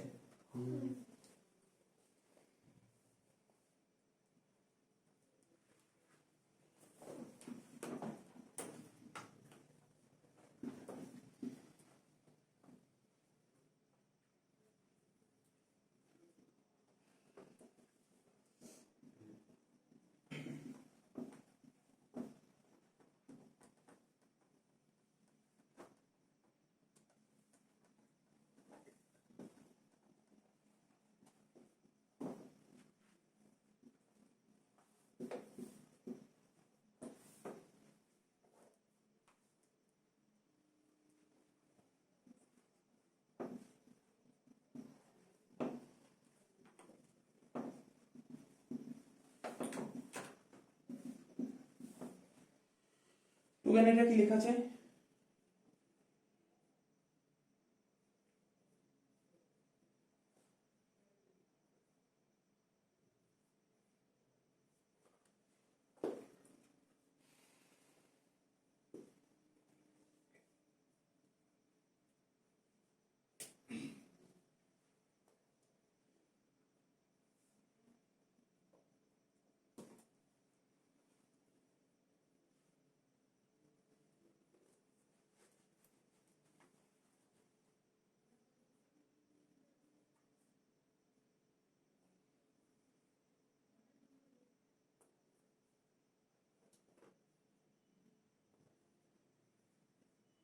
পুরোটা আছে নিচেরটা নিচেরটা টুকেন সবাই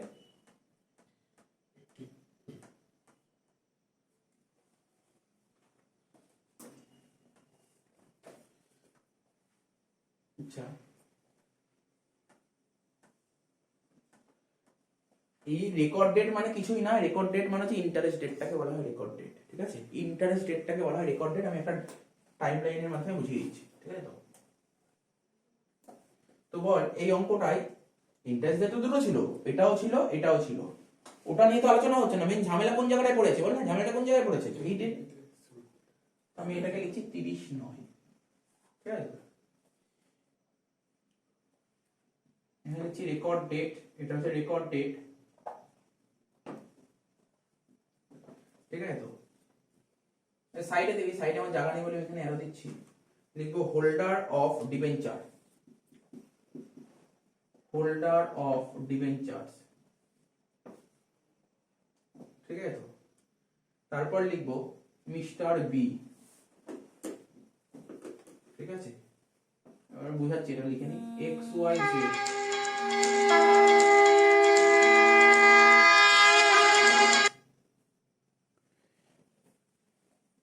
XYZ limited will give, limited will give, ঠিক আছে?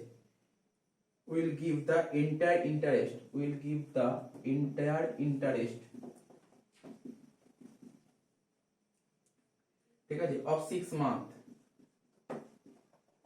of 6 months,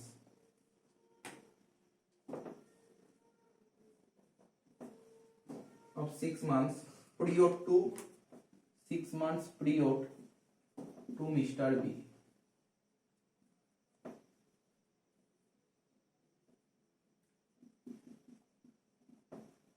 দেখ কি লিখেছে।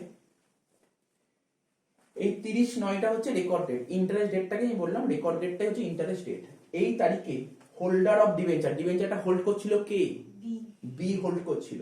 তাহলে ইন্টারেস্টটা কে পাবে? যেটা আমি আগে যেটা বললাম, যেটা মুখে যেটা বললাম সেটা আর কি লেখালাম। XYZ limited will give the entire interest, পুরো 6 মাসের ইন্টারেস্ট কাকে দেবে? মিস্টার বি কে দেবে, ঠিক আছে? তো এতক্ষণ ধরে তো এটাই বুঝলাম। হ্যাঁ, তবে এই যে অঙ্কটা দিয়েছে, অঙ্কটা কি করে সাজাতে হবে সেটাই বলছি। এত অবধি মোটামুটি সবার হয়েছে, টুকেছিস? টুকবো ওটা টুকেনে, হ্যাঁ এটা প্রথম অঙ্ক টুকেনে, পরের অঙ্ক বলতে এগুলো করাবো না।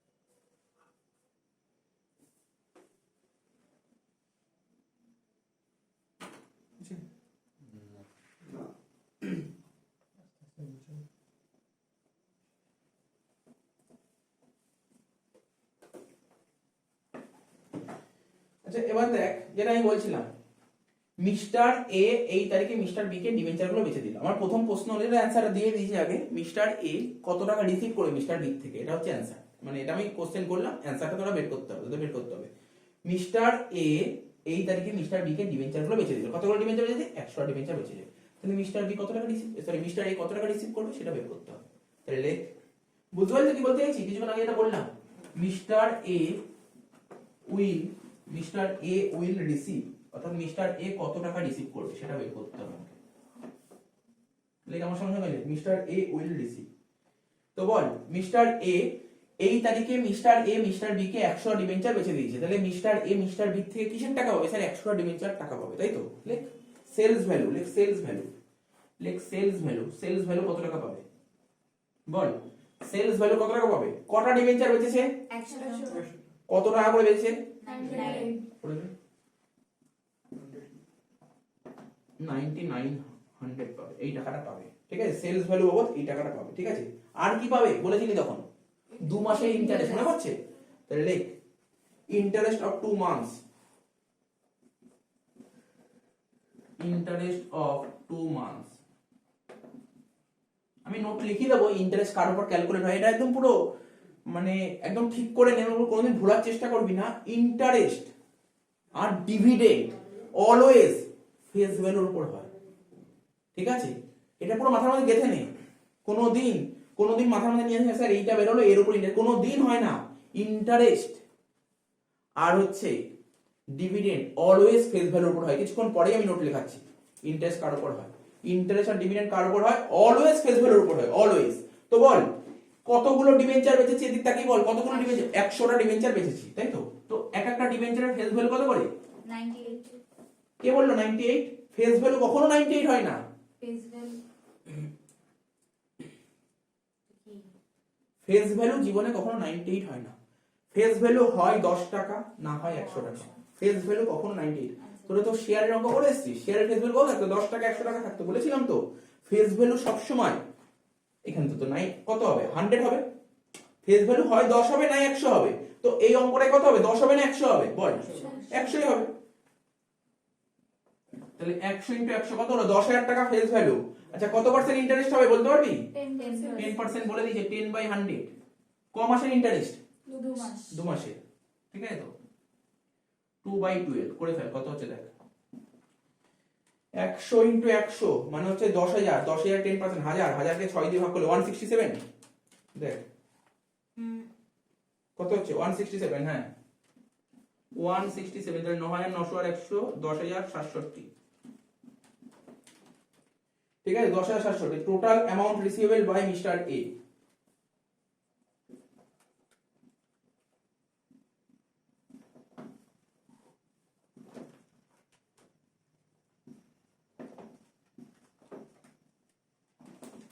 তাহলে মিস্টার এ কত টাকা পাবে বল? মিস্টার এ কত টাকা পাবে? 10,067 টাকা পাবে total amount receivable by mister A, ঠিক আছে? কিন্তু এই টাকাটা কে পেমেন্ট করবে বুঝতে পারলি? এই টাকাটা কে পেমেন্ট করছে? 10,067 পেলো এ, তাই টাকাটা পেমেন্ট করবে বি, ঠিক আছে? বোঝা গেল তো? তুই মাথা ঢুকে তো? কিছু নোট লিখে দিয়ে এই অঙ্কটা করতে, এই অঙ্কটা এতক্ষণ ধরে যা শিখলাম পার্টিকুলার এই টপিকটা যা শিখলাম তার উপর কিছু নোট বেরিয়ে আসছে, ঠিক আছে? সেই নোটটা বের করে বলে দিচ্ছি। অ্যাকচুয়ালি দেখ না, এই ইন্টারেস্টটা 167 বের করলাম তো, অর্থাৎ ভাবলাম এখানে নোটে এই কথাটাই বলা হবে, তুমি যেই দিন কিনছো, কোন দিন কিনছি? এই তারিখে কিনছি, যেই দিন কিনছি তার আগে লাস্ট কবে ইন্টারেস্ট দিয়েছি বলতে পারবি? কেউ বলতে পারবি ওটার দিকে তাকিয়ে? এই দিন তো কিনেছি, তাই না? কিনেছি বা বেচেছি যাই হোক, মোট কথা আমার ট্রানজাকশনের ডেট কোনটা ছিল? এই দিন, যেই দিন ট্রানজাকশন ডেট ছিল তার আগে লাস্ট কবে ইন্টারেস্ট দিয়েছি? বছরে কবার ইন্টারেস্ট দিই আমরা? 2 বার। একটা দিই 30/9/18 আর একটা, মানে একটা দিই 30/9/18 বলবো না, একটা দিই সেপ্টেম্বর মাসের লাস্টে আর একটা দিই মার্চ মাসের শেষে, ঠিক আছে তো? একটা দিই সেপ্টেম্বর মাসে, আবার বলছি একটা দিই সেপ্টেম্বর মাসে ইন্টারেস্ট আর একটা হচ্ছে মার্চ মাসে, ঠিক আছে তো? তার মানে এটা তো 18 সাল হলো না, 30/9/18 ইন্টারেস্ট দিয়েছি, আবার এখানে 31/19 ইন্টারেস্ট দিয়েছি। তার মানে 30/9/18 আগে লাস্ট কবে ইন্টারেস্ট দিয়েছি? 31/3/18 আর 31/3/18 মানেই তো 1/4/18, তাই তো? আমি কি বলতে পারি যেদিন ট্রানজাকশনে যে লাস্ট কবে ইন্টারেস্ট দিয়েছি? 1/4/18। তাহলে ক মাস হচ্ছে? দেখ 1/4/18 থেকে 30/5/18 অবধি কমাস হচ্ছে 2 মাস হচ্ছে। তাহলে সুতরাং যে আমরা অতটা ভেবে করলাম, শর্টকাট ট্রিক্স এত না ভাবলেও হবে। কি ভাবতে হবে, যেদিন ট্রানজাকশন ডেট থাকে তার আগে লাস্ট কবে ইন্টারেস্ট দিয়েছে, যেদিন ট্রানজাকশন ডেট থাকবে তার আগে লাস্ট কবে ইন্টারেস্ট দিয়ে। বোঝা গেল কি বোঝা গেল না? এটা শর্টকাট ট্রিক্স, এমনি তুই ভেবে করতেই পারিস, ভাবনা চিন্তাতে কোনো সমস্যা নেই, ভাবনা চিন্তাতে কোনো সমস্যা নেই, ভাবতেই পারিস হ্যাঁ আমার টাইম বাঁচানোর জন্য কি শর্টকাট ট্রিক্স অ্যাপ্লাই করতে পারি। আমাকে দেখতে হবে ট্রানজাকশন ডেট যেদিন ছিল তার আগে লাস্ট কবে ইন্টারেস্ট দিয়েছে। বুঝতে পারলি? মাথায় ঢুকলো? এখন তোর অনেকের মাথায় নাও বলতে পারি না স্যার এখানে তো ইন্টারেস্ট বছরে 2বার, আরে এটা তো এই বছর তার আগের বছরে চলে যায়। তার মানে এই দিন 30/5/18 থেকে তার আগে ইন্টারেস্ট কবে দিয়েছি স্যার, এটা তো মে মাস আছে তাই না, তার আগে মার্চে দিয়েছি, মানে 31/3/18। বুঝতে পারলি তো? এই নোটটা লেখাবো মানে এত এইভাবে অনেক সময় ভেবে করা যাবে না, ঠিক আছে তো? ভেবে করা যাবে না, বা অনেক সময় ডায়াগ্রামও আঁকবো না, তখন কি করে ডাইরেক্ট করবো, এগুলো শিখতে হবে, কিছু নোট লিখবো। হ্যাঁ হয়ে গেল, শর্ট টক যেটা।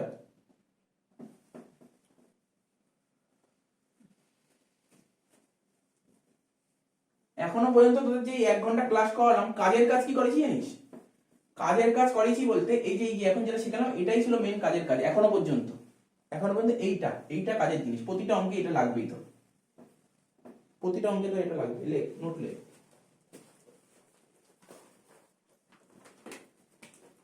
Note number 1,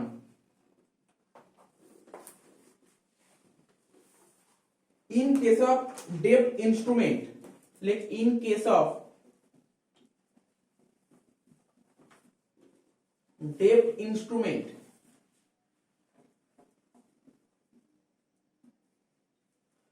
are traded, comma, seller will receive the amount, seller will receive the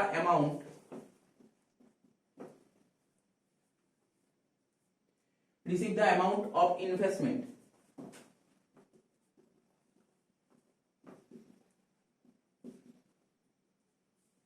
plus interest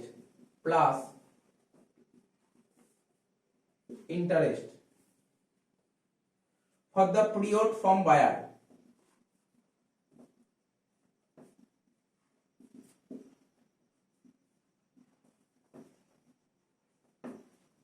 ঠিক আছে? কি বলেছে, in case of debt instrument, আমরা এটাই টপিকটাই করছি। এটা যখন ট্রেড হবে, সেলার উইল রিসিভ, অর্থাৎ যে বেচছে, কে বেচলো, মিস্টার এ বেচছে, ও কোন টাকাটা পাবে, ও অ্যামাউন্ট অফ ইনভেস্টমেন্টের টাকা তো পাবেই, তার পাশাপাশি কি পাবে, ইন্টারেস্টের টাকাটা পাবে। কার থেকে? বায়ারের থেকে। ঠিক আছে? 2 নম্বর পয়েন্ট, ওই শর্টকাট টিপস যেটা বললাম সেটাই লিখবো। Like interest will be computed,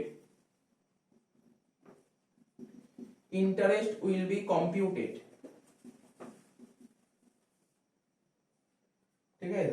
form কি করে ইন্টারেস্টটা ক্যালকুলেট করব, from last interest date, like last interest date, মনে পড়ছে?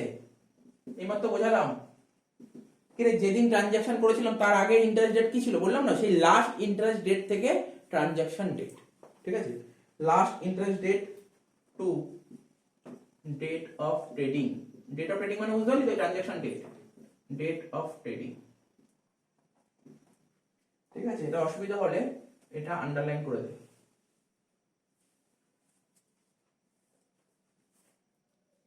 আচ্ছা, এইবার কি বলবো, সেল করলো না, কে সেল করলো? এ সেল করলো না বি সেল করলো? এ। তাহলে এর বইতে জার্নাল কি হবে বলতে পারবি? কি মনে হয় কমন জিনিস, খুব বেশি কঠিন বলবো না। এ সেল করলো, তাহলে এ সেল করলে এর বইতে জার্নাল কি হচ্ছে? এ যদি সেল করে তাহলে এ টাকা পাচ্ছে, ব্যাংক অ্যাকাউন্ট ডেবিট, ক্যাশ, সব ব্যাংকের মাধ্যমেই হবে। Bank account debit. এবার দেখতে হবে ব্যাংকে কত টাকা পাওয়া যাচ্ছে, ঠিক আছে তো? বল কত টাকা পেয়েছে বলতে পারবি? একটু ঠান্ডা মাথায় বলি, হয়তো ভুল হতেই পারে, বলতে গেলে নতুন করছি, ভুল হতেই পারে। কত পেয়েছে? ইনভেস্টমেন্ট বেচে কত টাকা পেয়েছে? দেখ, কেউ 9,900 বলবে, কেউ 10,700 বলবে, দুটোর মধ্যে একটা অ্যান্সার আসবেই, ঠিক আছে তো? কিন্তু আমি ইনভেস্টমেন্ট বেচে কত টাকা পেয়েছি, ইনভেস্টমেন্টের দাম কত? 9,900। আর ম্যাক্সিমাম স্টুডেন্ট 10,700 বলবে। আর যদি না বলে ওটাই তো ভুল, কারণ ওটা ওটা মাথায় আসাটাই স্বাভাবিক, ঠিক আছে? তো ইনভেস্টমেন্ট বেচে আমি 9,900 টাকা পেয়েছি, ঠিক আছে? তো ইনভেস্টমেন্ট বেচে 9,900 টাকা পেয়েছি, ঠিক আছে? কিন্তু ইনভেস্টমেন্ট কত টাকা ছিল, ঠিক আছে? তো এখানে তোকে বলতে হবে ইনভেস্টমেন্ট লিখতে হবে, ইনভেস্টমেন্ট বেচে 9,900 টাকা পেয়েছি। আচ্ছা, আর এখানটায় এই জার্নালটা করার আগে জার্নালটা এখান ইনভেস্টমেন্ট এখানে লেখ টু ইনভেস্টমেন্ট, হ্যাঁ ঠিক, ইনভেস্টমেন্ট ইনভেস্টমেন্ট কত টাকা ছিল? 9,900 টাকা, হলো তো? আর তোরা তো সবাই জানিস কোনো কিছু বেচলে, তো 11 থেকে শিখে আসছিস, কোনো কিছু বেচলে তার কিছু প্রফিট লস হয় না, তাহলে এটারও তো কিছু হওয়া উচিত কি উচিত না, বল না?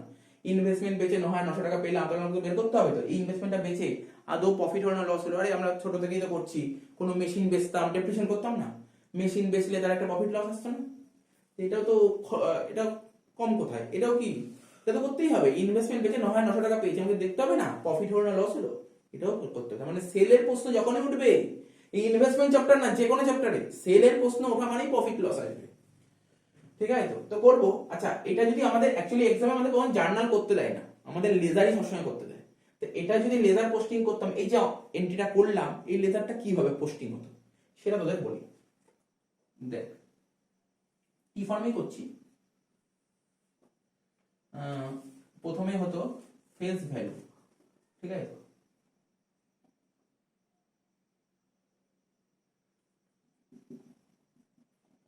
ফেস ভ্যালু, তারপর হয় ইন্টারেস্টের একটা ঘর হয়, তারপর হবে অ্যামাউন্টের একটা ঘর, ঠিক আছে? এখানেও তাই, ফেস ভ্যালু, ইন্টারেস্ট আর অ্যামাউন্টের ঘর। এই প্র্যাকটিস করতে করতে হয়ে যাবে, কারণ সব অঙ্কতে এই ফরম্যাটেই হবে। ইনভেস্টমেন্ট অ্যাকাউন্ট তো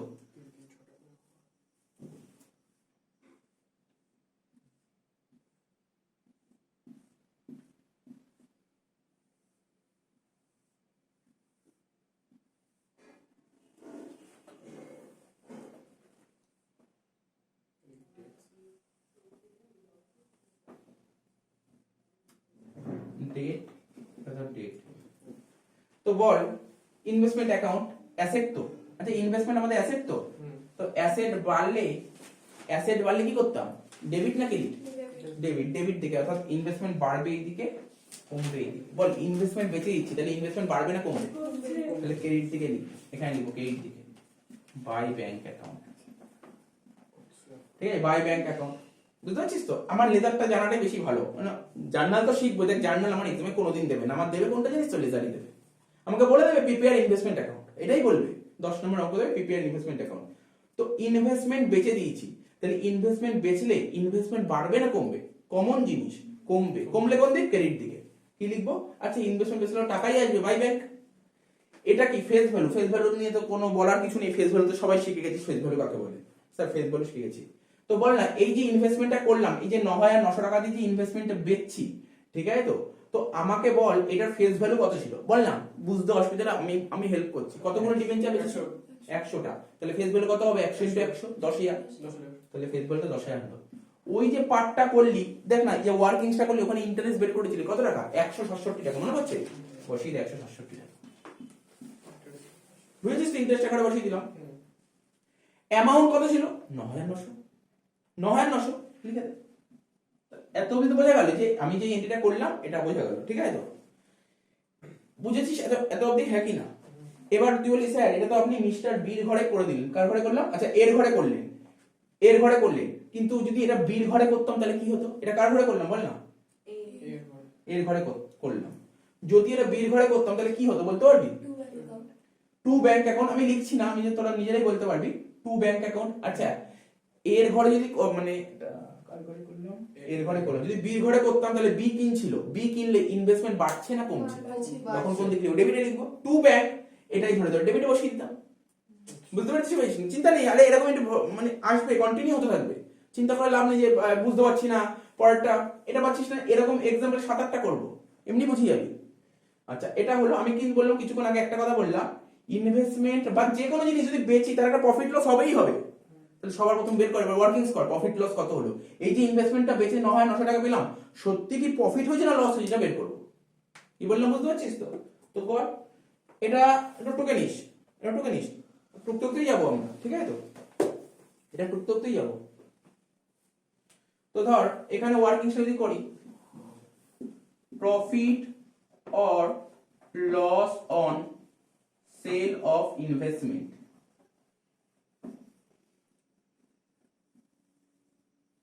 নিজেই বল না, ঠান্ডা মাথায় বল। আমি ইনভেস্টমেন্ট বেচে কত? 9,900, তাহলে বলতে পারি সেল প্রাইস 9,900। যদি আমি জেনে যাই না যেই ইনভেস্টমেন্ট আমি 9,900 টাকায় বেচেছি তার কস্ট কত ছিল, তাহলে প্রফিট বেরিয়ে যাবে, তাই না? সাপোজ ধর 9,000 টাকার ইনভেস্টমেন্ট বেচে 9,900 টাকা পেয়েছি, তখন বলি স্যার প্রফিটটা 900 টাকা। এবার আমাকে জানতে কস্ট কত ছিল, কোশ্চেনে প্রথমেই বলেছিল, তোর মনে পড়ছে কিনা জানি না, মিস্টার এর কাছে 98 টাকার ইনভেস্টমেন্ট ছিল তো 100 টাকা, তার মানে কত ছিল ইনভেস্টমেন্টের দাম? 9,800। তাহলে কস্ট কত? 9,800। তাহলে এখানে লিখ কস্ট প্রাইস। বাট এটা যতটা ইজি করে দিলাম না, এক্সামে কিন্তু এতটা ইজি থাকে না, সেটা বুঝিয়ে যাবে, এখন ভয় পাওয়ার কিছু নেই। এক্সামে থাকলে এক্সামে কেমন কোশ্চেন সেট করবে সেটাও আমি বুঝিয়ে দেবো, জাস্ট এখন দেখে রাখ না কিভাবে প্রফিটটা বের করতে হচ্ছে, ঠিক আছে? কস্ট প্রাইস কত হবে? 100 ইন্টু 98, 9,800। তো বল না, 9,800 টাকার ইনভেস্টমেন্ট 9,900 টাকায় বেচে দিলাম, প্রফিট হলো না লস হলো? কত টাকা? 100 টাকা প্রফিট। বল 100 টাকা প্রফিট হলো, তাহলে এই যে 100 টাকা প্রফিট হলো, সেই প্রফিটটা ইনভেস্টমেন্ট অ্যাকাউন্টের কোন দিকে? এটা যে কেউ জানিস, তোরা মেশিনারি অ্যাকাউন্ট করেছিস না, ডেপ্রিসিয়েশন। তো বল না, ডেপ্রিসিয়েশনে যে ডেপ্রিসিয়েশন যে চ্যাপ্টারটা করতাম, মেশিন বেচে প্রফিটও হতো লসও হতো। মেশিন বেচে প্রফিট হলে মেশিন অ্যাকাউন্টের কোন দিকে লিখতাম, মনে আছে? মনে আছে? মেশিন বেচে কখনো প্রফিটও হতো আবার লসও হতো, তাহলে প্রফিট হলে আমরা কোন দিক দেখাতাম? ডেবিট দিকে না ক্রেডিট? কমন ব্যাপার। তাহলে প্রফিট হচ্ছে মানে তো অ্যাসেটের ব্যালেন্স বাড়ছে, আর বাড়লে তো ডেবিটেই বসাবো, আর কেন ভয়? ভয় পাওয়ার কি আছে? কিছুই নেই ভয়। তাহলে প্রফিট হলে কি হবে বল না? প্রফিট হলে স্যার, প্রফিট মানে তো পিএল এর প্রশ্ন উঠছে। প্রফিট মানে কি? প্রফিট মানে তো পিএল এর প্রশ্ন উঠছে, তার মানে ডেবিটে লিখবো প্রফিট। আচ্ছা, এখানে ডেটটা লিখিনি, আমাকে বলবি ডেট অফ ট্রানজাকশন, ট্রানজাকশনের ডেটটা কি ছিল? 5/18। স্যার ওই বক্সটা উপরে কি নাম হবে? এটা পাশে বক্সটা এখানে উপরে বক্সটা এটা পার্টিকুলার। পার্টিকুলার। আচ্ছা, এখানে লিখবো টু পিএল অ্যাকাউন্ট। কত টাকা প্রফিট হলো বল? 100 টাকা। বল না, ঠান্ডা মাথায় বল দেখি, আমি তো অ্যান্সার দিচ্ছি। কোন ঘরে হতে পারে 100 টাকা? এই ঘরে, এই ঘরে, এই ঘরে। কোন ঘরে হতে পারে 100 টাকা প্রফিটটা? অ্যামাউন্টের ঘরেই হবে, একদম অ্যামাউন্টের ঘরেই হতে হবে। আরে ফেস ভ্যালু তো না, এটা ইন্টারেস্ট তো না, প্রফিট। প্রফিট 100 টাকা অ্যামাউন্টের ঘরে হবে। তবু যদি ঠান্ডা মাথায় একটু বোঝার চেষ্টা করিস, দেখ না, 9,900 টাকা, 9,900 টাকায় মালটা বেচেছি, আর 100 টাকা প্রফিট, তাহলে কস্ট কত? 9,800 টাকা না? তুই দেখ না, 9,900 টাকা 100 বাদ দিয়ে 9,800 দেখিয়েছি, ঠিক আছে তো? তো এই হলো ব্যাপার, বুঝতে পারি তো? পুরো ক্লিয়ার করে দিলাম এখানটা, দেখ ব্যাপারটা বোঝার চেষ্টা কর। তো টুকেন এটা একটা অঙ্ক দিই, তারপর করতে পারি।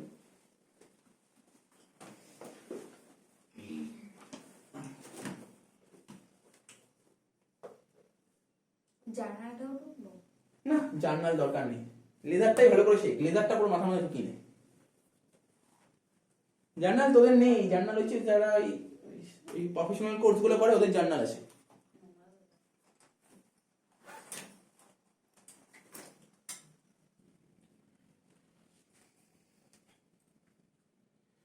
দেখ, এটা আমার কার বইতে করছিলাম না, এন্ট্রি এর বইতে তো।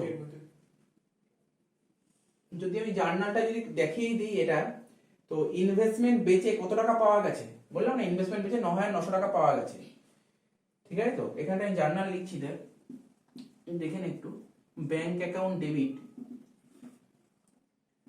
Two investment in debentures account to interest on investment account.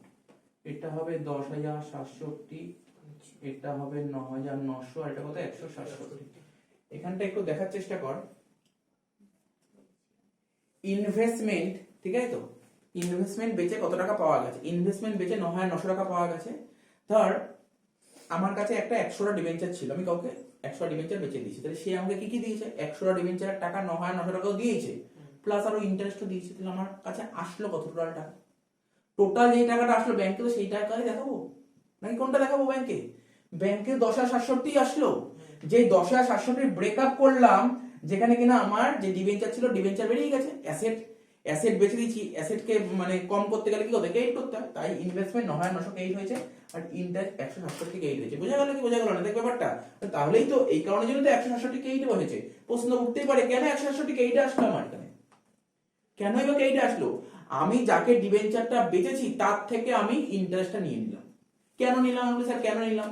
আরে যাকে বেচে দিয়েছি 6 মাস পর তো ইন্টারেস্ট ও পুরো টাকাটাই পেয়ে যাবে, তার মধ্যে আমার 2 মাসের টাকাটা আমি নিয়ে নিলাম। কি বললাম বোঝা গেল তো? এই জন্য তো আমার ইনকামে বসালাম। কি বললাম বোঝা গেছে কি না? এটা যে কনসেপ্ট আর কিছু নাই। মানে এক্সামে দেখ সবাই করে দেবে, সেল হয়েছে, সেলে এত টাকা বসবে, ফেসবুক বসবে, ইন্টারেস্ট যত এখানে বসে দেবে। কিন্তু কারণটা কি এখানে ইন্টারেস্ট কেন বসলো? কারণ হচ্ছে আমার যে টোটাল 6 মাস ছিল, 6 মাসের মানে মিস্টার বি কিন্তু ইন্টারেস্ট পুরোটা পেয়ে যাবে। ইন্টারেস্টের টাকাটা কে পাবে? ওই ডেটে ইন্টারেস্ট ডেটে টাকাটা কে পাবে? মিস্টার বি পাবে। তো মিস্টার বি কি পুরো টাকা পাওয়ার কথা না, ও তো 4 মাসের টাকা পাওয়ার কথা, 2 মাসের টাকা পাওয়ার তো আমার কথা। তো 2 মাসেরটা ইনকাম, এখানে 2 মাসের টাকা। বুঝা গেল তো? এইবার বর্তমানে নিজেরাই করেছিলি, ওই ইনভেস্টমেন্ট বেচে কত টাকা প্রফিট হয়েছিল? আমি বেচেছি, আমার প্রফিট হয়েছিল কত টাকা প্রফিট হয়েছিল? স্যার 100 টাকা প্রফিট হয়েছিল। আর প্রফিট কি হয় বল না? প্রফিট কি হয়? প্রফিট ডেবিট হয় না ক্রেডিট হয়? তোরা তো শিখেছিস যে কোনো জিনিস প্রফিট হলে দেখ লস ডেবিট হয় আর প্রফিট ক্রেডিট হয়। শিখেছিলি না? আমি তো বেসিক কনসেপ্টে তো শিখেছিলাম। দেখ না কি লেখা ছিল, যে ক্লিয়ার কথাটা যদি বলি মনে আছে কি না, CLEAR, তাই না? ওখানে কি ছিল তোর? ওখানে কি ছিল? অ্যাসেট আর এক্সপেন্সেস, ওইগুলোকে বাড়াতে গেলে ডেবিট করতে হয়, কমাতে গেলে ক্রেডিট করতে হয়, তাই তো? ক্যাপিটাল, লাইবিলিটি, রেভিনিউ, ওইগুলো বাড়াতে গেলে ক্রেডিট করতে হয়, কমাতে গেলে ডেবিট করতে হয়। আর রেভিনিউ তো প্রফিট। রেভিনিউ বাড়াতে গেলে কি করতে হয়? ডেবিট না ক্রেডিট? ক্রেডিট করতে হয়। মোট কথা প্রফিট ক্রেডিটই হয়, প্রফিট তো ক্রেডিটই হয়। তার মানে যেটা প্রফিট হয় যেটা ক্রেডিটে বসাবি, তাহলে কি লিখবি? Profit on sale of investment লিখ। কত টাকা? 100 টাকা। ডেবিটে কে বসবে? ডেবিটে কে বসবে বলতে পারবি? ডেবিটে কে বসবে? দেখ আমি লিখছি ডেবিটে কে বসবে, ইনভেস্টমেন্ট ইন ডিবেঞ্চার। বোঝার চেষ্টা করিস কেন লিখলাম।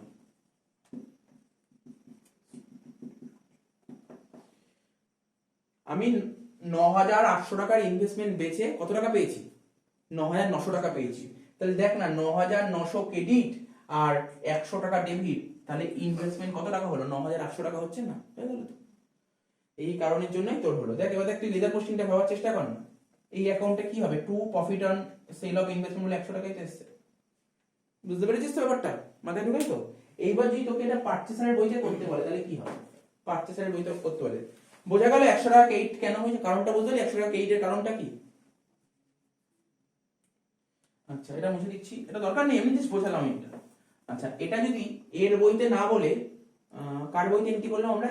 এর বইতে। বির বইতে যদি এন্ট্রি করতাম তাহলে কি হতো? বির বইতে এন্ট্রি করলে কি হতো? এগুলো হতো না কিছু।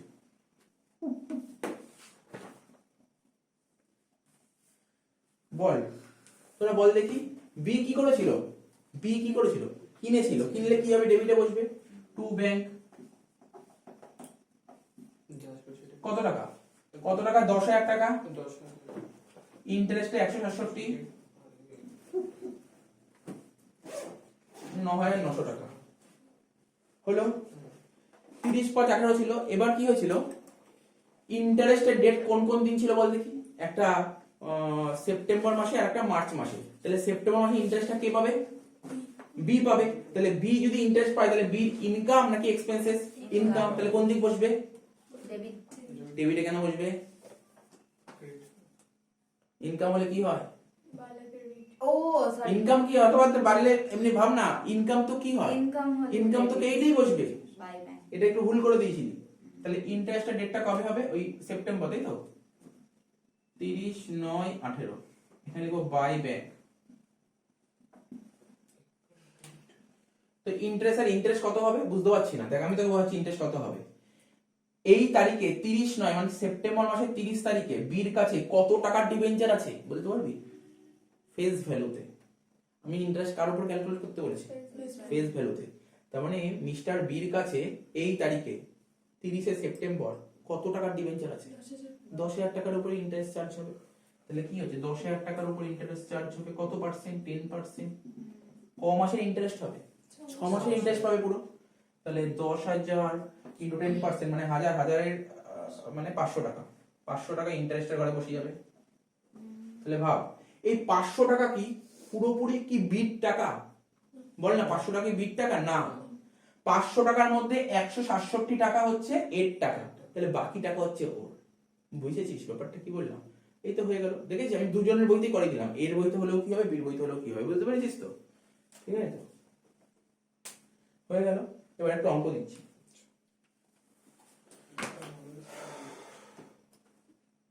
কি করবো বিয়েটা? হ্যাঁ এটা ওটা টুকি সিনা এটা করে নে, বির বইতে এটা টুকে নে, এটা টুকে নে।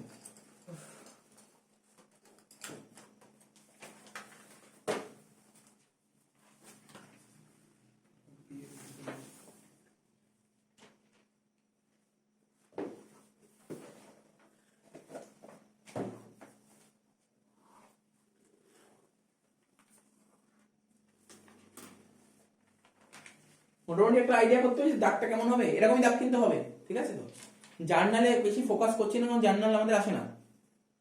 ঠিক আছে তো, আচ্ছা তোরা কি কেউ বলতে পারবি এটা জার্নাল কি হবে? কেউ বল দেখি, বির বইতে বি পারচেজ করেছে, জার্নাল কি হবে? বল দেখি জার্নাল কি হবে? Investment on debenture account debit, হ্যাঁ, investment on debenture account debit, interest account debit, interest account debit to bank account. তাহলে ইনভেস্টমেন্ট হবে 9,900, ইন্টারেস্ট হবে 167, আর টু ব্যাংক হবে 10,067 টাকা। এটা হলো। তারপরের ডেটে এই তারিখে চলে আসবি, ইন্টারেস্ট রিসিভ করছিস, তাহলে কি হবে journal? Bank account debit two interest on investment 500 ব্যাস। জার্নাল দরকার হয় না, বোঝা গেল।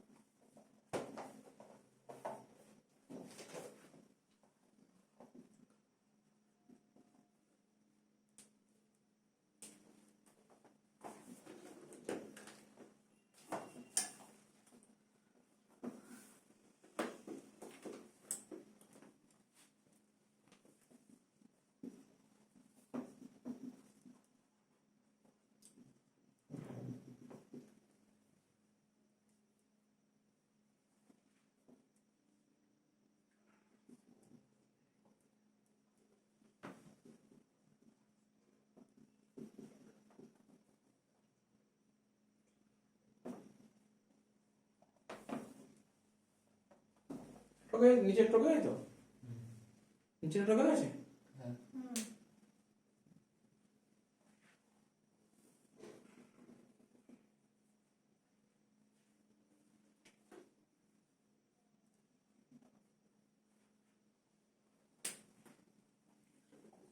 পরের কোশ্চেন টোকে নে,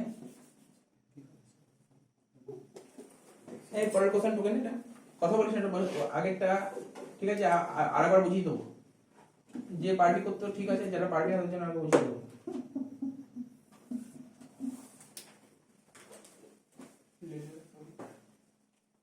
কোশ্চেন পড়ছি, বলে mister Ram purchase 308% debenture at a rate of 102 each on 31st, ঠিক আছে, 31st আগস্ট 2018 এই তারিখে 300 ডিবেঞ্চার কিনেছে। ইন্টারেস্ট রিসিভ করবে বছরে দুবার, হাফ ইয়ারলি বলে দিচ্ছে, 30 সেপ্টেম্বর আর 31 মার্চ এভরি ইয়ার। ঠিক আছে?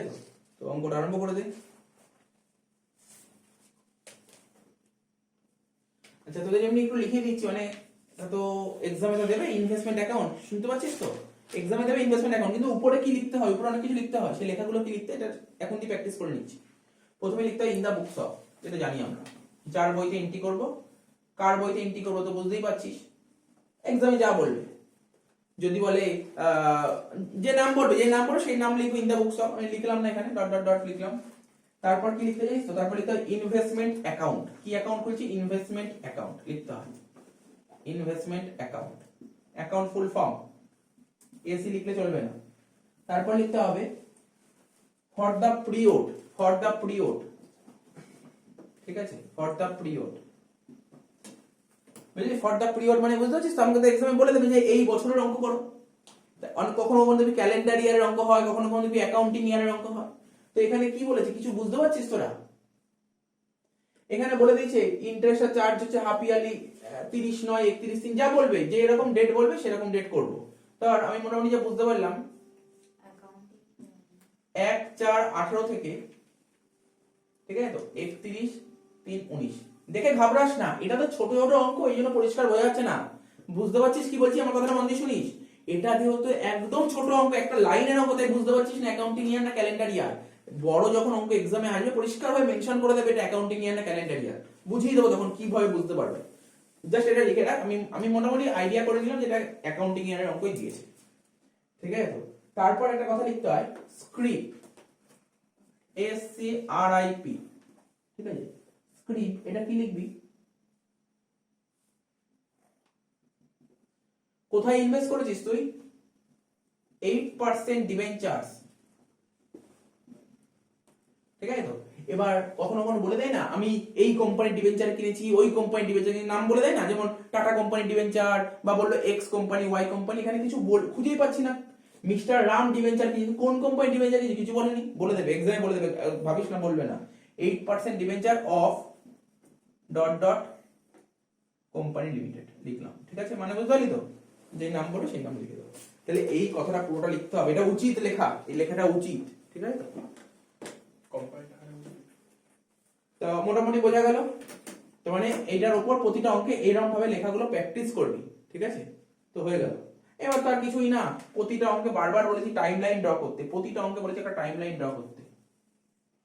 তো এটা ওই 18-19 এর অঙ্ক, ঠিক আছে। ইয়ারটা বললাম ক্যালেন্ডার ইয়ার, সরি অ্যাকাউন্টিং ইয়ার, 1/4/18 থেকে এটা হচ্ছে 31/3/19। ইন্টারেস্ট ডেট কত ছিল, ইন্টারেস্ট ডেট বছরে দুবার, একটা 30 সেপ্টেম্বর, একটা 31 মার্চ। এটা হচ্ছে একটা ইন্টারেস্ট ডেট, এটা হচ্ছে একটা ইন্টারেস্ট ডেট, আর একটা ইন্টারেস্ট ডেট হচ্ছে 30/9/18, ঠিক আছে, এটাও একটা ইন্টারেস্ট ডেট। আচ্ছা, পারচেজ করেছি কবে, বলে যে পারচেজ করেছি 31/8/18 তে, ঠিক তার আগে এখানে স্টার মারলাম, এখানে লিখছি এই দিন পারচেজ করেছি, এই দিন পারচেজ করেছি কত, 31/8/18 ডেট। তো বুঝতে পারছিস তো? তাহলে বল এই দিন পারচেজ করেছে, কে পারচেজ করেছে, মিস্টার রাম এই দিন পারচেজ করেছে। তাহলে এই তারিখে ইন্টারেস্টটা কে পাবে বলতে পারবি, বল দেখি, একটা অঙ্ক বলে দে, পরের অঙ্কগুলো নিজে করবি। এই তারিখে ইন্টারেস্ট কে পাবে, পুরো ইন্টারেস্ট পাবে রাম পাবে, কিন্তু রাম ক মাসে ইন্টারেস্ট পাবে, 6 মাসে ইন্টারেস্ট পাবে, ঠিক আছে, 6 মাসে ইন্টারেস্ট পাবে। তো বোঝার চেষ্টা কর, তার মানে রাম 6 মাসের এই তারিখে ইন্টারেস্ট পাবে। তাহলে তোকে এখন করতে হবে পারচেজ বের করতে হবে। তুই কতগুলো ইউনিট পারচেজ করেছিস, 300টা পারচেজ করেছিস 102 টাকা করে, তাহলে কর, আরম্ভ কর। বুঝতে পারলি তো ব্যাপারটা কি বলছি? এই তারিখে কিন্তু পুরো 6 মাসে ইন্টারেস্ট পাবে রাম, কিন্তু 6 মাসে ইন্টারেস্ট কি পাওয়ার কথা ছিল, ওর ক মাসে ইন্টারেস্ট পাওয়ার কথা ছিল, ওর 31/8 তো 1 মাসে ইন্টারেস্ট পাওয়ার কথা ছিল, ও তো 5 মাসে ইন্টারেস্ট পাওয়ার কথা না, তাহলে 5 মাসে ইন্টারেস্ট ওকে দিয়ে দেবে। তার মানে এই 102 টাকা তো পেমেন্ট করবেই, প্লাস 5 মাসে ইন্টারেস্ট পেমেন্ট করবে। ব্যাস, করে ফেল, করে ফেল এটা।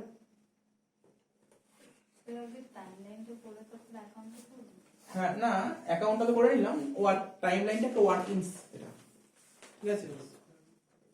কতটা জায়গা ছাড়বো সেটাই ভাবছি। কোনটা, না না অঙ্ক এক লাইনে, এটা এক লাইন লিখবে জাস্ট ভিতরে।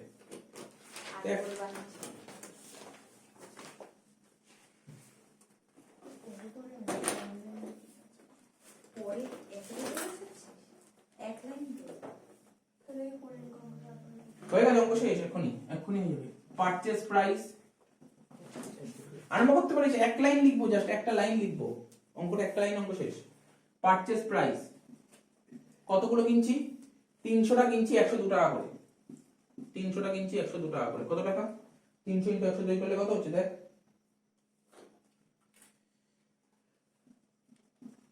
30,600, তাই তো? এবার এর সঙ্গে কি যোগ হবে, ইন্টারেস্ট অন ইনভেস্টমেন্ট, কি বুঝতে পারছিস তো ইন্টারেস্ট অন ইনভেস্টমেন্ট কেন যোগ হবে, ক মাসের ইন্টারেস্ট হবে, ক মাসের ইন্টারেস্ট হবে বললাম, এটা এইটুকু হচ্ছে 1 মাস আর এইটুকু হচ্ছে 5 মাস, ক মাসের ইন্টারেস্ট পেমেন্ট করতে হবে ওকে, 5 মাসের ইন্টারেস্ট পেমেন্ট, তাহলে লিখলাম interest on investment 5 mass.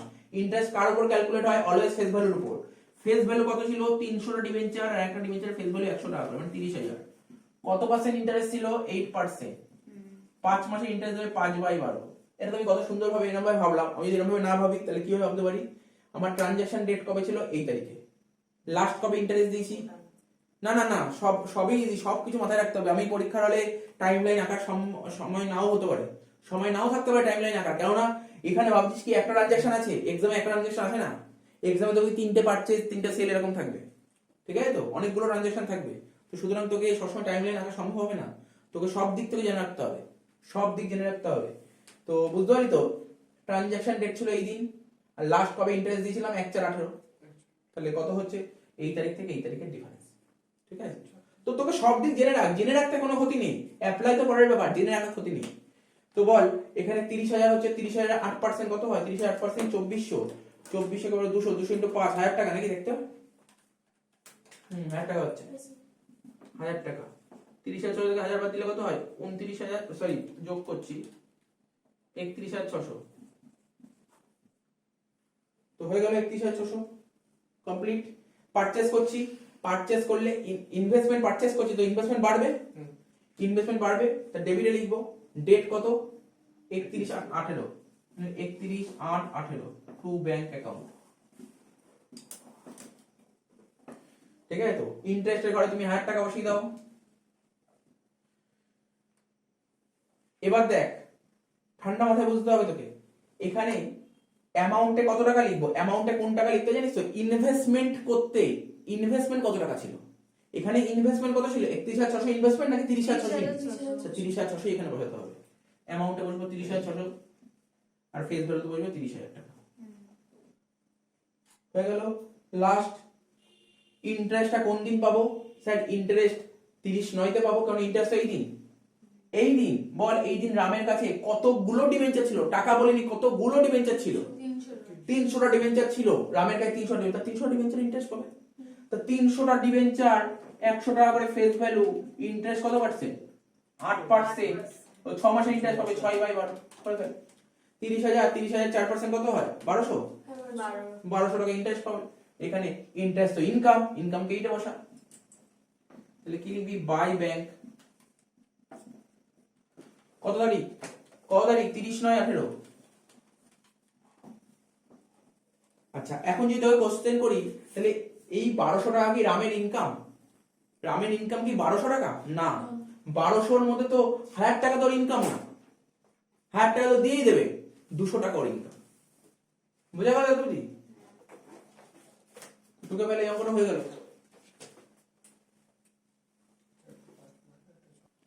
Next question হলো, মিস্টার শ্যাম সোল্ড, like মিস্টার শ্যাম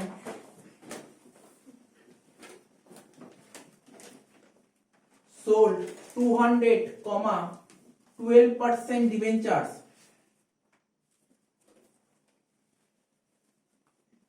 comma 12% debentures, ঠিক আছে তো, at the rate rupees 101 each, at the rate rupees 101 each, ঠিক আছে, ডেট কবে বলছে, 30 নভেম্বর 2018, ঠিক আছে তো, বলছে ইন্টারেস্ট ইজ রিসিভেবল, নভেম্বর লিখলেন, হ্যাঁ, interest is receivable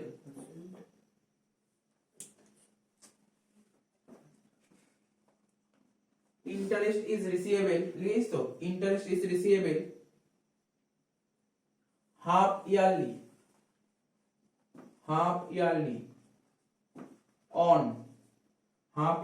on 30 June and 31st December. These debentures, like these debentures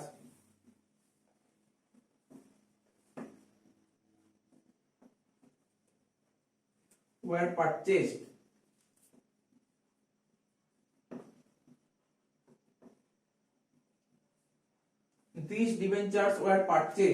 at that rupees 99 each.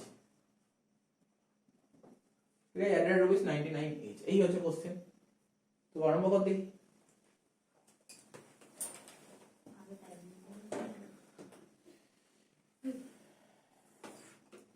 আগে তো আমাদের টাইম লাইনটা ড্র করতে হবে।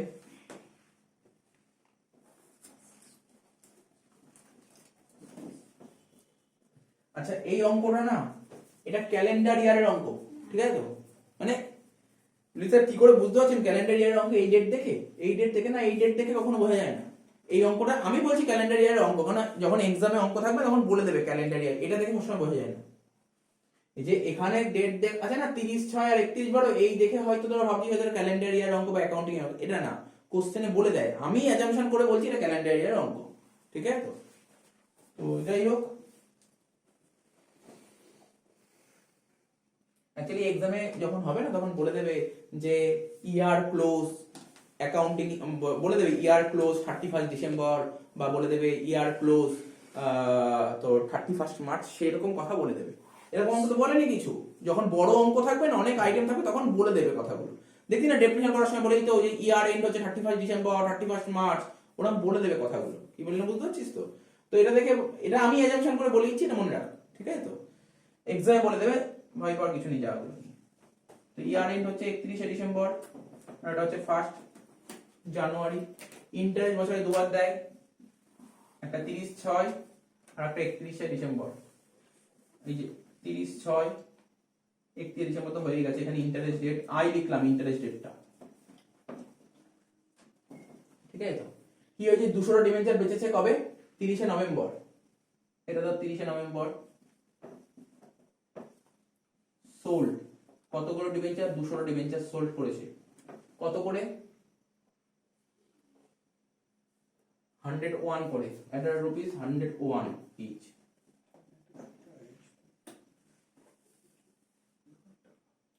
ঠিক আছে তো? তার মানে মিস্টার শ্যাম বেচে দিয়েছে, এই তারিখে মিস্টার শ্যাম বেচে দিয়েছে। যাকে বেচে, নাম তো বলেনি কাকে বেচেছে, নাম তো বলেনি কাকে বেচেছে। তো যাকে বেচেছে সেই তো ইন্টারেস্টটা পাবে। সেই ইন্টারেস্টটা কবে পাবে? এই তারিখে। এই তারিখে পুরো 6 মাসের ইন্টারেস্ট পাবে। ওর কি 6 মাসে ইন্টারেস্ট পাওয়ার কথা? না। ক মাসে ইন্টারেস্ট পাওয়ার কথা বল স্যার? ওর তো 1 মাসে ইন্টারেস্ট পাওয়ার কথা, তাই না? এটা 30/11 আছে, এটা 31/12, 1 মাসে ইন্টারেস্ট পাওয়ার কথা। কিন্তু 5 মাসে ইন্টারেস্ট তোকে দিয়ে দিতে হবে। তাহলে তোকে ক্যালকুলেশন কর। বুঝতে পারছিস নাকি কারো কোনো ডাউট আছে এখানে? এটা বুঝতে পারছিস তো? 5 আর 1 হচ্ছে, ঠিক আছে তো? তাহলে কর, প্রথমে সেলস ভ্যালু বের কর। সেলস ভ্যালু, তার মানে মিস্টার শ্যাম যাকে বেচছে তার থেকে কি পাবে? সেলস ভ্যালু পাবে। কত টাকা করে সেলস ভ্যালু পাবে? সেলস ভ্যালু পাবে হচ্ছে 200টা ডিবেঞ্চার 101 টাকা করে, এটা পাবে। এটা তো পাবেই পাবে, পাশাপাশি ইন্টারেস্ট পাবে। বল ক মাসে ইন্টারেস্ট পাবে? ক মাসে ইন্টারেস্ট পাবে ও? 5 মাসের ইন্টারেস্ট পাবে। ইন্টারেস্ট তো ফেস ভ্যালুর উপর হয়, 200 ইনটু 100 ইনটু কত পার্সেন্ট? 12%, 12/100। আর ইন্টারেস্ট ক মাসের হয়? 5 মাসে, তাই 5/12 করে ফেল, টোটাল হয়ে যাবে। 200 ইনটু 101 করলে কত হচ্ছে? 20,200। আর এটা 200 ইনটু 100 20,000। 20,000 5% করলে কত হয়? 1000 না? 1000। 21,200 টোটাল। টোটাল 21,200 দেখ, টোটাল 21,200 হয়ে গেল। এবার পোস্টিং করতে হবে এখানে।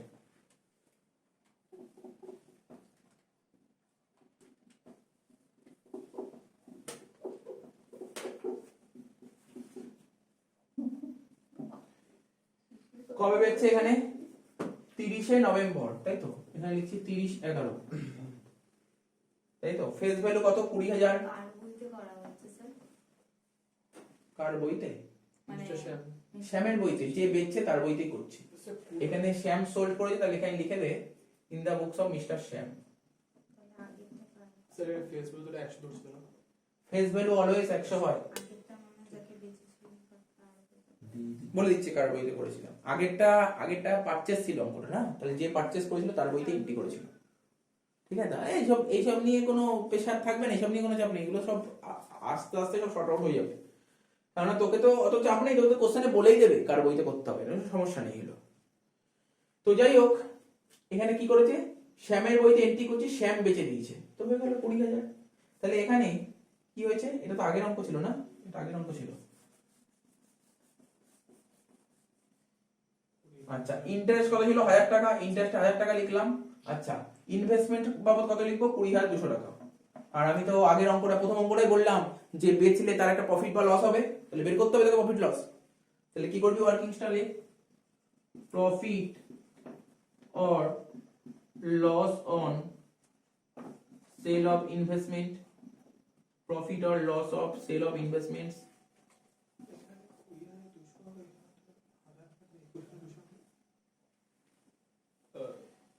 স্যার এটা কোশ্চেন করব। ঠিক, স্যার বলছি মানে 20,200 তাহলে ওখানে 21,000 1000 টাকা ইন্টারেস্ট, ঠিক আছে, 20,200, এই টাকাটা 20,200 এখানে বসলো, আর এখানে ফেস ভ্যালু হয়ে গেল। এই দুটো কখনো মিলবে না, এই দুটো মেলার ব্যাপার নেই। আচ্ছা, প্রফিট আর loss of sale of investment, এখানে লিখবো সেল প্রাইস।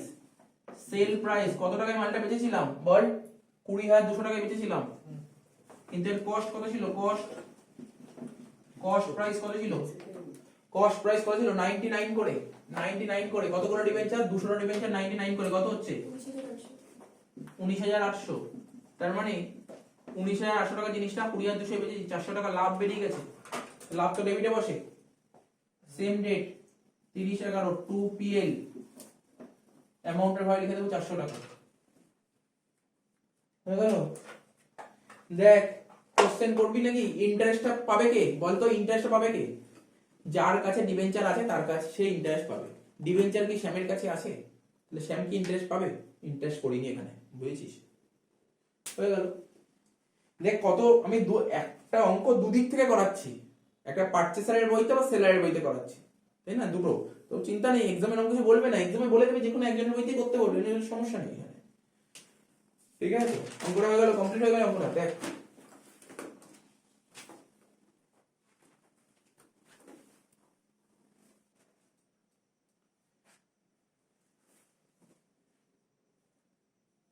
কোশ্চেনটা কি বলেছে, বাড়িতে করে নিবি, কোশ্চেন পড়ে দিচ্ছি। Mister A purchases 500 debentures at the rate rupees 101 each on which interest is payable half yearly 30 June R 31 December. তো এই ক্যালেন্ডার ইয়ার, এটাও ক্যালেন্ডার ইয়ার, ঠিক আছে। তো ইন্টারেস্ট 12% পার annum। কেস 1, যদি এই তারিখে পারচেজ করে তাহলে কি হবে, আর এই তারিখে পারচেজ করলে কি হবে, ঠিক আছে। তো তো আমি করাচ্ছি না অঙ্ক তো বাড়িতেই করবি, জাস্ট আমি এই কেসটা বলে দিচ্ছি কি অ্যারাইজ হতে পারে, কারণ বাড়িতে গিয়ে অঙ্ক করতে গেলে একটু ডাউট তৈরি হবে এটা করতে গেলে, কিন্তু কিছুই না, এমন কি ডাউটের ব্যাপার নেই, আমি জাস্ট একটু ডায়াগ্রামটা করে দিচ্ছি। তো ইয়ার এন্ড ছিল 31/12-তে, আর এটা ছিল 1/1-এ, ঠিক আছে। তো কিনেছিলাম কবে, দেখ না, এই দুটোই তো আমার ইন্টারেস্ট ডেট, তাই তো। ইন্টারেস্ট ডেট কি এই দুটো, না সরি, এই দুটো ইন্টারেস্ট ডেট না, ইন্টারেস্ট ডেট ছিল একটা 31শে ডিসেম্বর আর একটা হচ্ছে 30শে জুন, ঠিক আছে। এই দুটো ছিল আমার ইন্টারেস্ট ডেট। আমি পারচেজ করেছিলাম কোনটা, আমি কেস 2 এর কথা বলছি, কেস 2 তে বলছে পারচেজ করেছিলাম 1/1-এ, এই তারিখে পারচেজ করেছিলাম, ঠিক আছে। তো এই তারিখে ধর আমি পারচেজ করেছিলাম, তাই তো, ভালো করে দেখ কোন তারিখে, 1 জানুয়ারি পারচেজ করেছিলাম, তাহলে এই তারিখে ইন্টারেস্টটা কে পাবে, পুরো আমি পেয়ে যাবো। ক মাসের ইন্টারেস্ট পাওয়ার কথা আমার কাছে, 6 মাসের ইন্টারেস্টই আমি পাবো, ঠিক আছে। তো 6 মাসের ইন্টারেস্ট আমি পাবো, তার মানে বোঝার চেষ্টা কর, এখানে এখানে পুরোপুরি 6 মাসের ইন্টারেস্ট পাবো। তাহলে নিয়ম কি ছিল, মানে অন্য কেউ কি হোল্ড করেছিল এই ডিবেঞ্চারটা, পুরোপুরি তো ডিবেঞ্চার আমি 6 মাস হোল্ড করেছিলাম, তাহলে অন্য কাউকে কি ইন্টারেস্ট দেওয়ার প্রশ্ন উঠছে এখানে, বুঝিস নি এই জায়গাটা বুঝিস নি, বুঝতে পেরেছি এই জায়গাটা কি বললাম। এতদিন আগে কি হতো, এই দুটো রেটের মাঝখানে থাকতো, তাই না, দুটো রেটের এরকম মাঝখানে কোশ্চেনে থাকতো, তাই তো। তার মানে কোম্পানি তো পুরো আমাকে 6 মাসের ইন্টারেস্ট দিয়ে দিত, তার মানে এইটুক পোর্শনের ইন্টারেস্ট যার থেকে কিনেছিলাম সে নিয়ে নিত। এখানে নেবে কি করে, লাস্ট তো ইন্টারেস্ট এই দিনই পড়েছিল, আর যেদিন লাস্ট ইন্টারেস্ট ছিল ঠিক তার পরের দিনই আমি শেয়ার কিনে নিয়েছি, তাহলে তো যার থেকে শেয়ার কিনে তাকে ইন্টারেস্ট দেওয়ার প্রশ্নই উঠছে না। অর্থাৎ এখানে যেমন আগে হতো না ইন্টারেস্টটা, যে একটা প্লাস হতো, ইন্টারেস্টের টাকা এক্সট্রা দিতে হতো, এখানে ইন্টারেস্ট দিতে হবে না। ঠিক আছে।